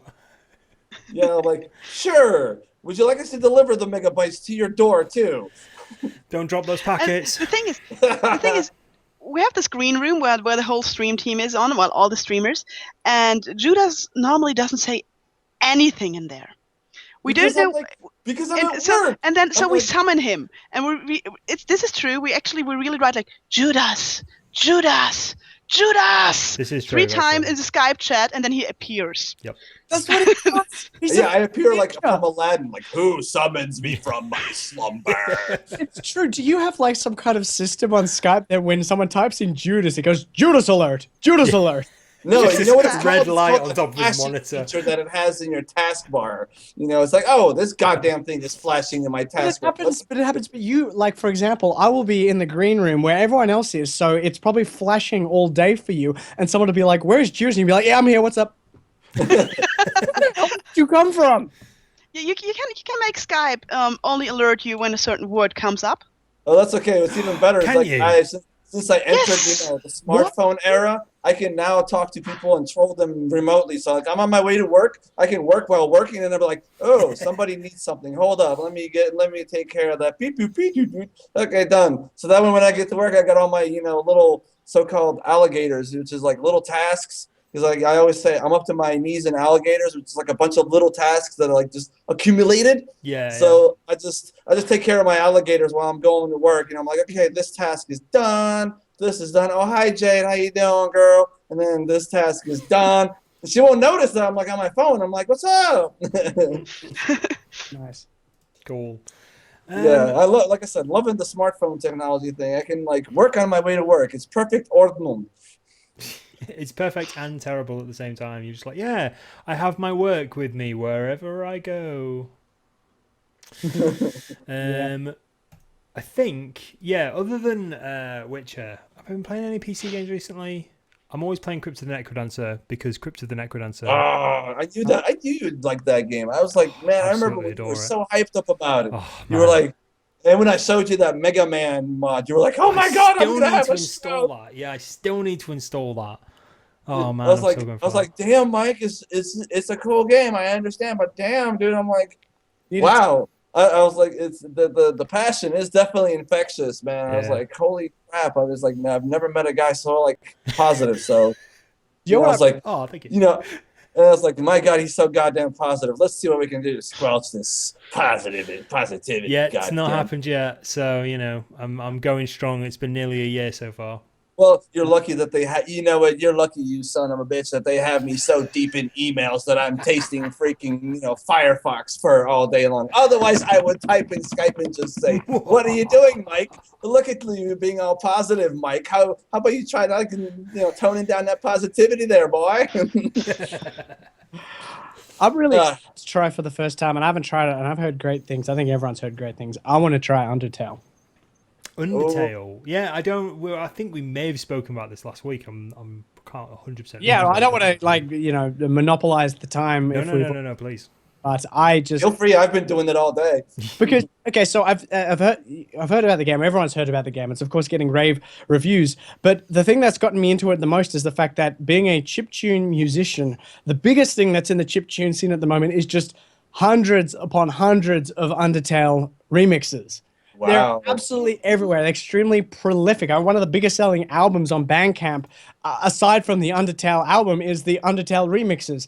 And it seems a golden thing that you can do. Basically, I'm a member of a bunch of chiptune communities, and you'll post things, whether it's a Facebook wall or an IRC or something like that, and you'll post something, and you'll be like, oh, check out this new song, and you'll get 1 or 2 likes maybe or something like that. And then someone will say, here's my new Undertale remix, and then everyone will be like, oh, you're like, damn, I gotta tap into this. Flavor of the week, so my friend. What you're saying is you're full of determination, right? Yes. Yes. No, that's an Undertale thing, actually. That whole full of determination. Yes. That was completely lost on me. So I only hope people in chat. I haven't played it yet. Come on, man. Yeah. Mike, you need to go back and practice your Crypt and a Necrodancer so you can, show us how show us your moves, man. I didn't get a chance to catch your original COTN or Crypt and a Necrodancer stream, and I wanted to, and then I was like, I want to see Mike flail about, no, I don't have any rhythm. I'm British. Apparently, some of my music. Yeah, apparently I did quite well. According to the dev that was in chat, I did quite well considering I was playing, streaming, talking, and trying to fill questions at the same time. I did notice as well that the guy who recently did the speedrun of it at Games Done Quick was actually in the stream when it was released on GOG. Nice, nice. By the way, word about Ryan Clark, because I bet you that he was the one that was in the stream. Yep. For those people who don't want to dig up the developer Q&A we had with him and Heather, by the way, they're lovely people. Is that Ryan is actually a big time roguelike player, and I'm talking about those ASCII looking down things that you go like Rogue. Like Rogue. He's actually put his time in. He's and I can respect that. I'm like, he's got my, like I said, he's got my respect. Sticking to the roots. I mean, it's just like, seriously, I nothing but respect for the guy, especially considering, when I asked him, like, he's like, yeah, I played rogue. I'm like, damn, son, I can't even get into rogue, and I played ASCII-based roguelike, and I'm like, wow, I feel like a casual next to him, I was like, Jesus. I'm like, okay, well, right then. I don't have anything to say about this subject, so I'll just kind of like back away while I still have my 2 shreds of dignity left over. Wow, you still have 2 shreds of dignity? I'm so impressed. I thought we were down to 1 personally. Oh, well, working with you lot, I should maybe, have at least 2 left over, so that way you guys can take it away from me, Well, that's rich, Judas. That's rich. That's rich. I'm sorry, but it's just I work with an Irishman and we banter between each other all the time. So between watching British shows, don't apologize. Yeah, but people might not get it because some people are like, "What the hell's banter?" It's banter. That's what it is. Yeah, it's just camaraderie, joking. That's it. It's Joking talking shit, but it's not the same thing. Because I want to see how you guys would go in down in Australia, because Australians are really well known for insulting people is our compliments for people. Like, for example, if someone, I'm going to drop an F-bomb here just so people are aware in advance, can block their ears and go la la la la. But in Australia, basically, in order to, another way of saying congratulations or you did really well, let's say someone says, oh, I ran 10 kilometers today, you're like, get fucked. That sounds like my people. That sounds like my people right there. That's because that's all I'd be saying. Bugger off. Yeah, it's just like, oh, fuck off. Seriously? Is what to say to these people. And they'll be like, thanks, mate. And I had this friend come over, and I don't know, Mike, can you have a say in this, being British? Okay, so I had a guy who just came over to work at our company, and he was British as well. And we went out to lunch, and we had like a big bowl of chips, fries for the Americans out there. And so we had a big bowl of chips. Well, he had a big bowl of chips, basically. And now in Australia, it's etiquette to not mind if your friend who's eating at the same table tucks into your chips, because you got plenty of chips there. So it's an Australian thing to share your chips. So he had this big bowl of chips in front of him. I go in to reach, and he goes, "What the fuck you doing, mate?" Punch you in the gubber, mate. Absolutely. I think that's all dependent on who you're actually dining with. Like, if it's a close friend, like, personally, I wouldn't care. Like, I'm quite open about that sort of thing. But yeah, English people are very, very touchy about their food. There's a definite kind of invisible personal space barrier around people in England. Oh. It's very easy for me if you touch my food without asking, you die. Yep. Well, really, just like that.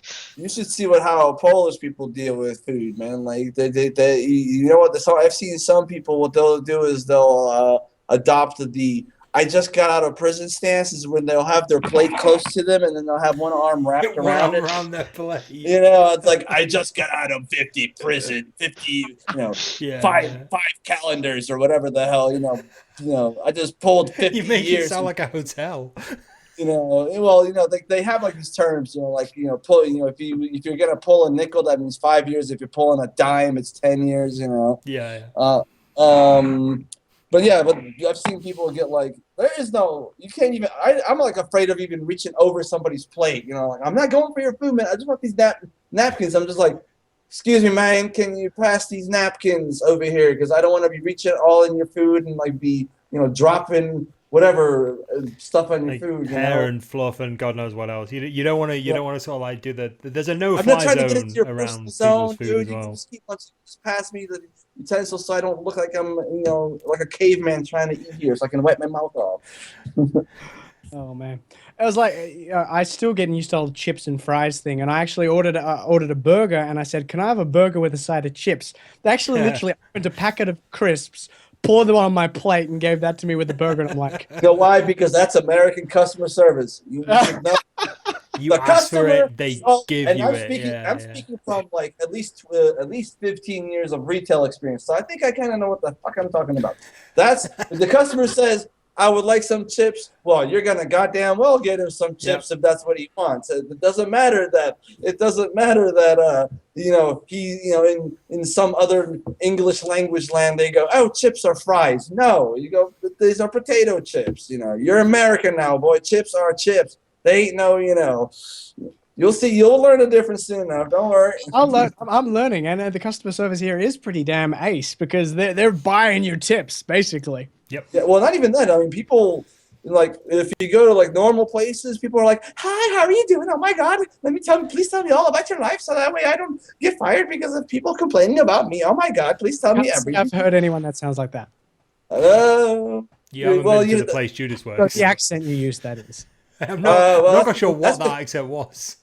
That's because you haven't been to the South, boys. You Oh, know right, when you get to the Yo, South. if this son of a bitch wants fries with his meal, you damn well pour the fries on his meal.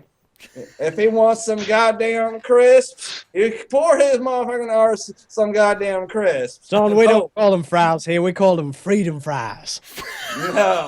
No, even better. You know how you know when you're in the South, when the right proper South is when you go, could I get some sweet tea? And you stick a fork in it and it doesn't move. That's when you know you're in the true South. The spoon doesn't come out, yeah.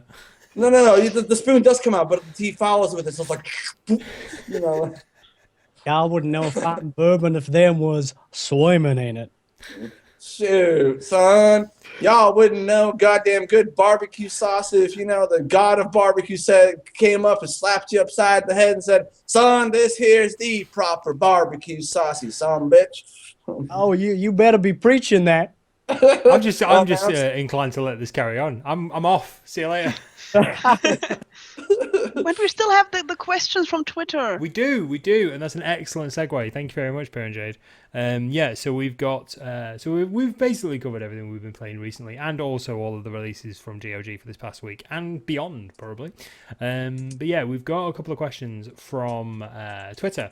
Now, don't forget, if you want to ask any questions in chat, just tag myself at ScreamingJoypad, or essentially anybody you want to ask some questions, just tag them. Just don't tag GOGCom because that gets really confusing, and you know, I'm not logged in as that account. However, now I've noticed from Twitter, there are a number of questions in regards to games that are coming to GOG and games that may come to GOG. And don't forget, the standard answer, if I can just find it actually, is to have a quick look. The answer is to questions like, can I have X game on GOG? GOG work as hard as they can to get games that are interesting and games that they want on. It's may I have X game on GOG. Can is, you know, it's may I. May I God. And please. Yes. Friend, please, sir, may I have some Please more? and thank you. But yeah, don't forget, keep an eye on the upcoming tab for games and make sure, obviously, to make sure it's there.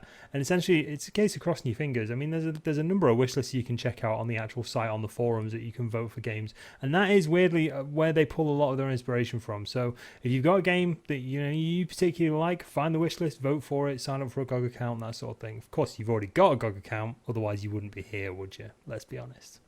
Anyway, one of the few questions that we can actually kind of answer is from our very own MatCatPlays, who asks, when you stream a game you have not played before and it's really bad, what do you do, since it is the GOGCom Twitch channel?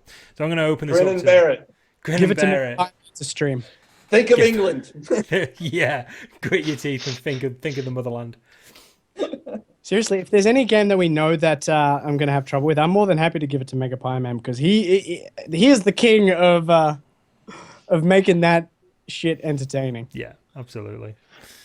Yeah, so PiranJade, what's your go-to kind of strategy if you start playing a blind stream and you're just sort of like, this isn't great, this isn't a great game? I know one specifically, and it's actually because of you that I played it, so I'm going to move on to that one afterwards. Yeah, you pull that face. This is it. This is revenge. Oh shit.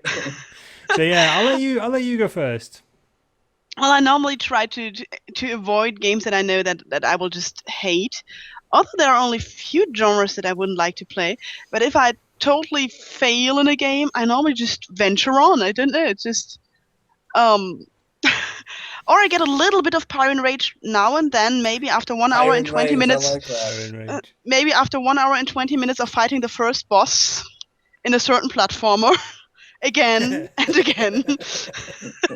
But normally I don't get easily frustrated with games. So rage quitting or something like that is just not me. And I don't know, I just venture on. I mean, and chat is there, so the stream is good anyway. So. let's face Okay. it, people are there for you, Piran. I Exactly. know. Chat is Exactly. awesome. Yeah, I think that's the best part is when you have chat. So it's like, you know what? Might as well just do it for them, give them some entertainment. And, you Yeah. know, I'll just bitch. I'll just start thinking up of expletives. I try to avoid games where I would be in that situation, but obviously, you sometimes might not. Because I every time before I streamed, I always made sure to know the game, so that way I don't come up like turn left hands, and try. I wanted people to know that that they're watching a stream of somebody who actually knows what the hell they're doing, and not just like, hey, look, I'm on the internet, mom. So, but if it really starts pissing me off or annoying me, then I'll just start cussing at it and seeing what kind of combos I can string up at it just to relieve the pressure. Yeah. So Judas, do you ever? I remember distinctly one of the streams that I saw you in was you were playing. Is it Fran Bao with Ada? Oh, Fran Bo, yes, Fran Bo. yes. She called you in. I think she was stuck at one point, and she called you in for guidance and support.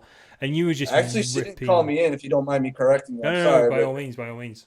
No, actually, because this is another one of those. What happens in in the streamer's green room that will never behind the green curtain? Some revelations. This is the true and proper book of Revelation. Let's talk about this. So, this will be Judas's last appearance on the GOGCast.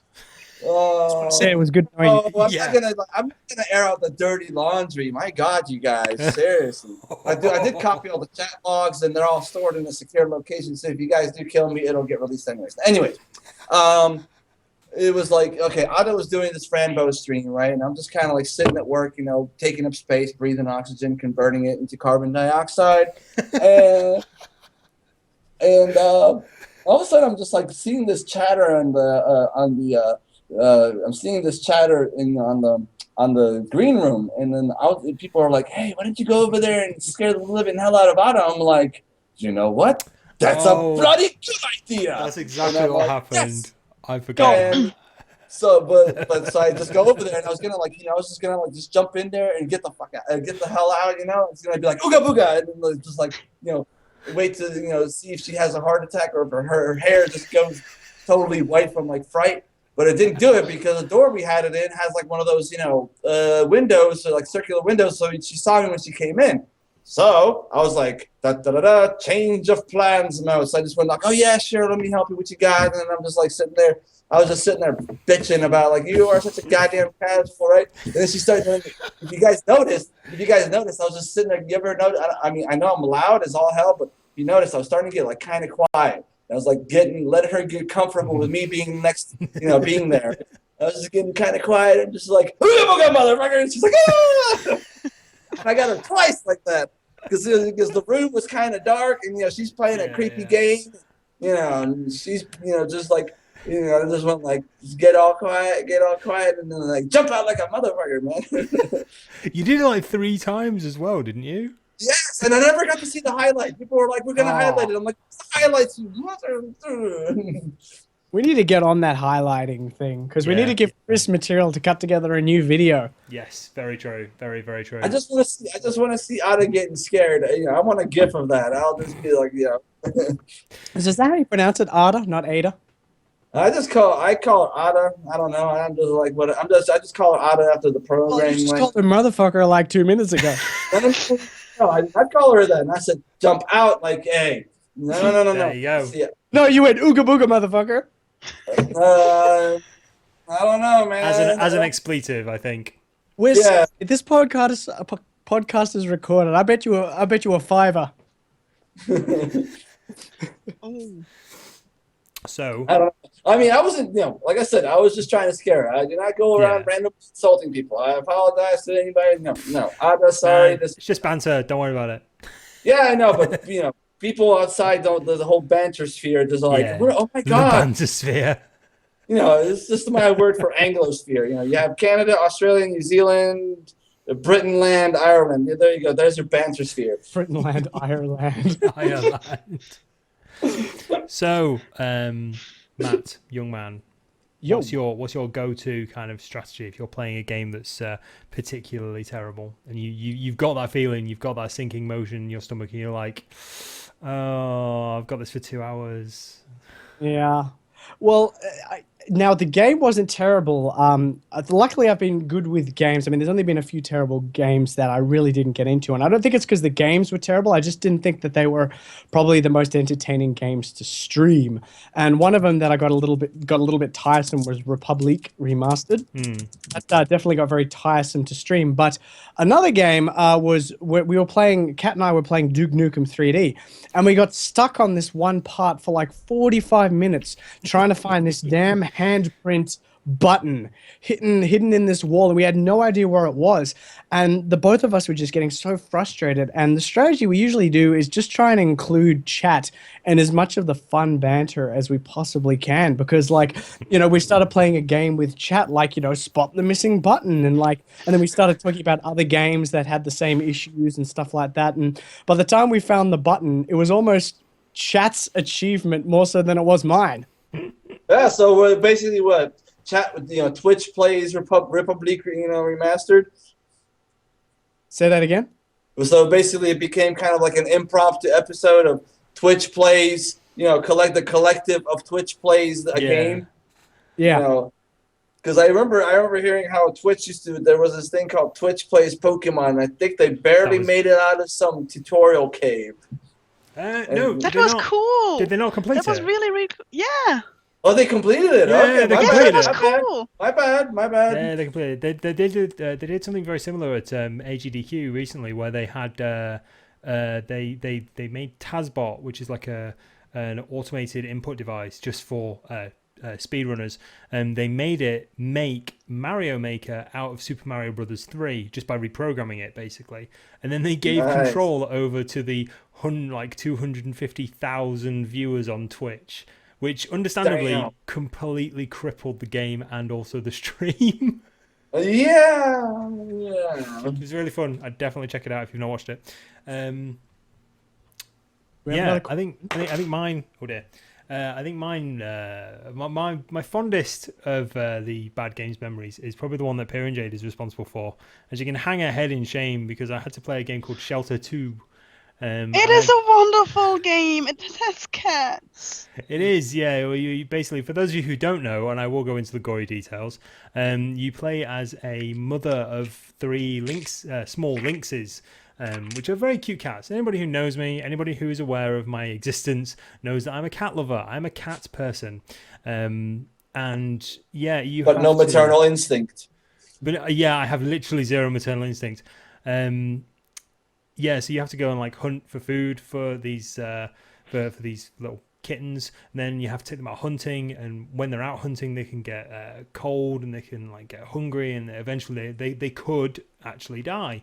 And after about 30 minutes of thinking to myself, like one of my little kittens had already died, and I'm just like, I was heartbroken. Like I actually felt upset on stream. Like I actually thought I was gonna start crying on stream. But I thought to myself, do you know what? I will try and persevere with this. I will definitely try. And fortunately, I got the other 2 kittens to like maturity, which was pretty cool. But I think the main kind of go-to sort of strategy for me when I've got a game, it's a bit weird for me because I sometimes play games on my own channel that are really terrible. Like I made it a point of going out and like on different services and in charity shops and that sort of thing, I will purchase games that are notoriously crap just because they are entertaining for people to watch. Because you playing a game with really bad mechanics, or you playing a game that people like, Tow Truck Simulator, that sort of thing, those have a really huge following for some unknown reason, and they are ludicrously terrible games. But I don't know, it just kind of becomes like an entertainment thing. How entertaining can you make this bad game? I don't know if I've ever played what I'd call a bad game, but there's been bad experiences of streaming games. Well, it's not. Maybe it was just like, you know, it was a good game, but at a bad time or something. You know, Yeah, like, I just didn't like, maybe, especially with Shelter 2. Speaking of Shelter, and I apologize for again interjecting because I have another story. Go ahead. We had a nice programmer lady here when the first shelter was coming out, right? And we gave her the build, and and we told her, hey, we need this build done, blah blah blah blah blah. And and she likes these kind of games. She like my friend. She likes these kind of games. Yep. And so she's playing. She's playing Shelter 1. She's like, hey, didn't I have 5 kids? Just like, I was like, what happened? I thought I had 5 of them. And that's it. I was like, wow, maternal instinct, negative. Yeah. Oh, Piran. Oh, she's so bad. He got so sad and frazzled. I did. I actually quit watching the stream for some time because I was like, no, what have I done? It was certainly. And it was so he got so, and the fact was he got so sad and frazzled that he couldn't really improve. And I was like, they're all gonna die, and then he's gonna kill himself live on stream. Oh my God. And it's all my We're not fault. just streaming games, we're streaming snuff now. It was so Oh, no. horrible. Oh, That's it. End of my life and end of the Twitch channel as well, and probably Twitch as we know it. that'd be a And I just wrote on my Ultima Underworld notes. Oh well. Oh no. Do you know what? I have to thank you actually. You've really got me into the Ultimate Underworld soundtrack. I find myself listening to it at work.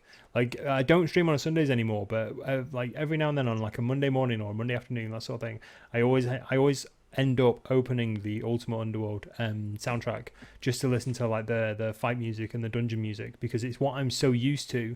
Because I streamed, for those of you who don't know, I used to stream on a Sunday after PiranJade with her Fists of Jade series, and I was so used to watching like the last half of the stream and really getting into the music, because essentially they're quite recognizable tunes. But yeah, I've found myself listening to it quite a lot, so yeah, thank you for that.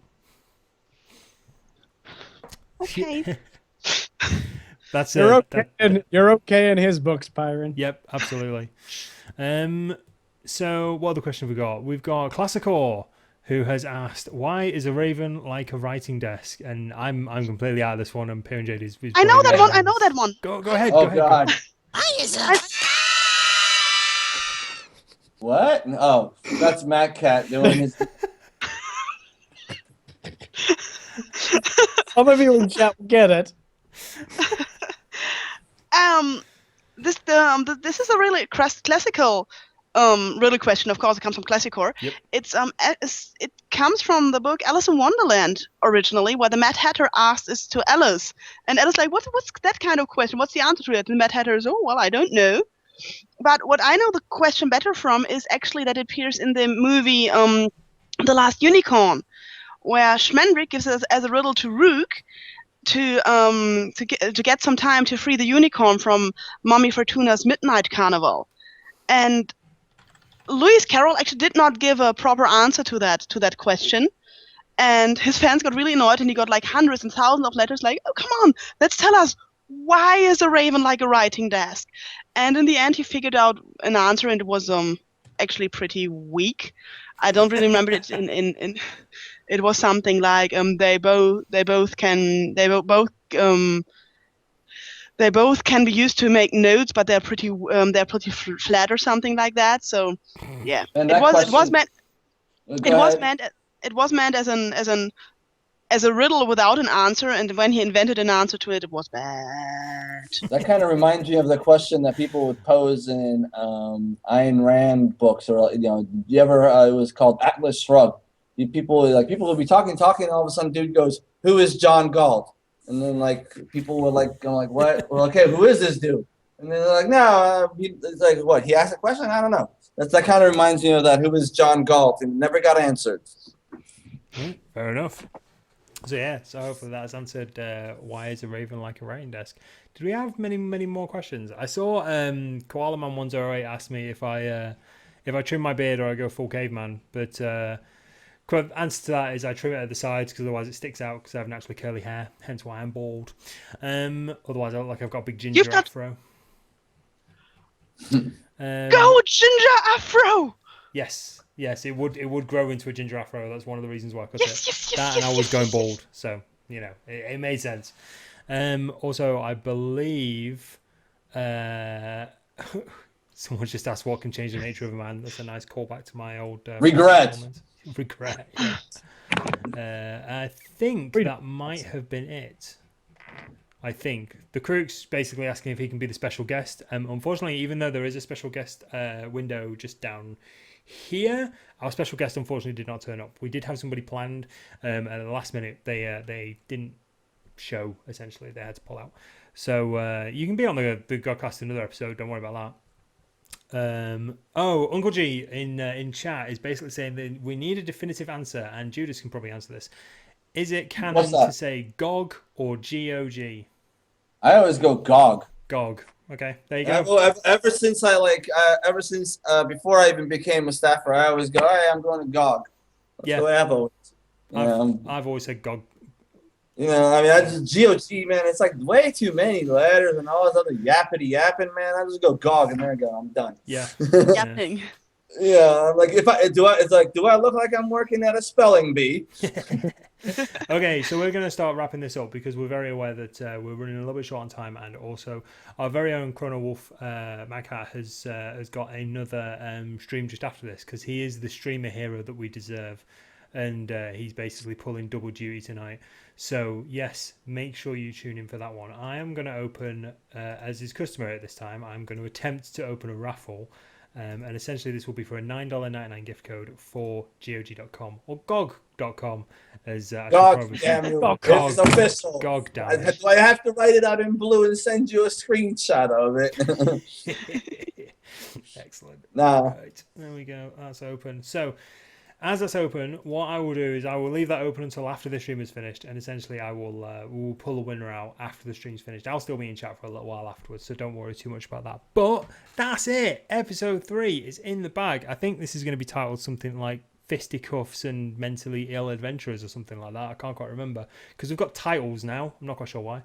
It's kind of bleeped me out on some. If you're gonna record this, it's kind of I don't know. Maybe like, can I get a disclaimer? Like Judas does not actually insult people and use call coworkers that name. It was expletives and no, damn it!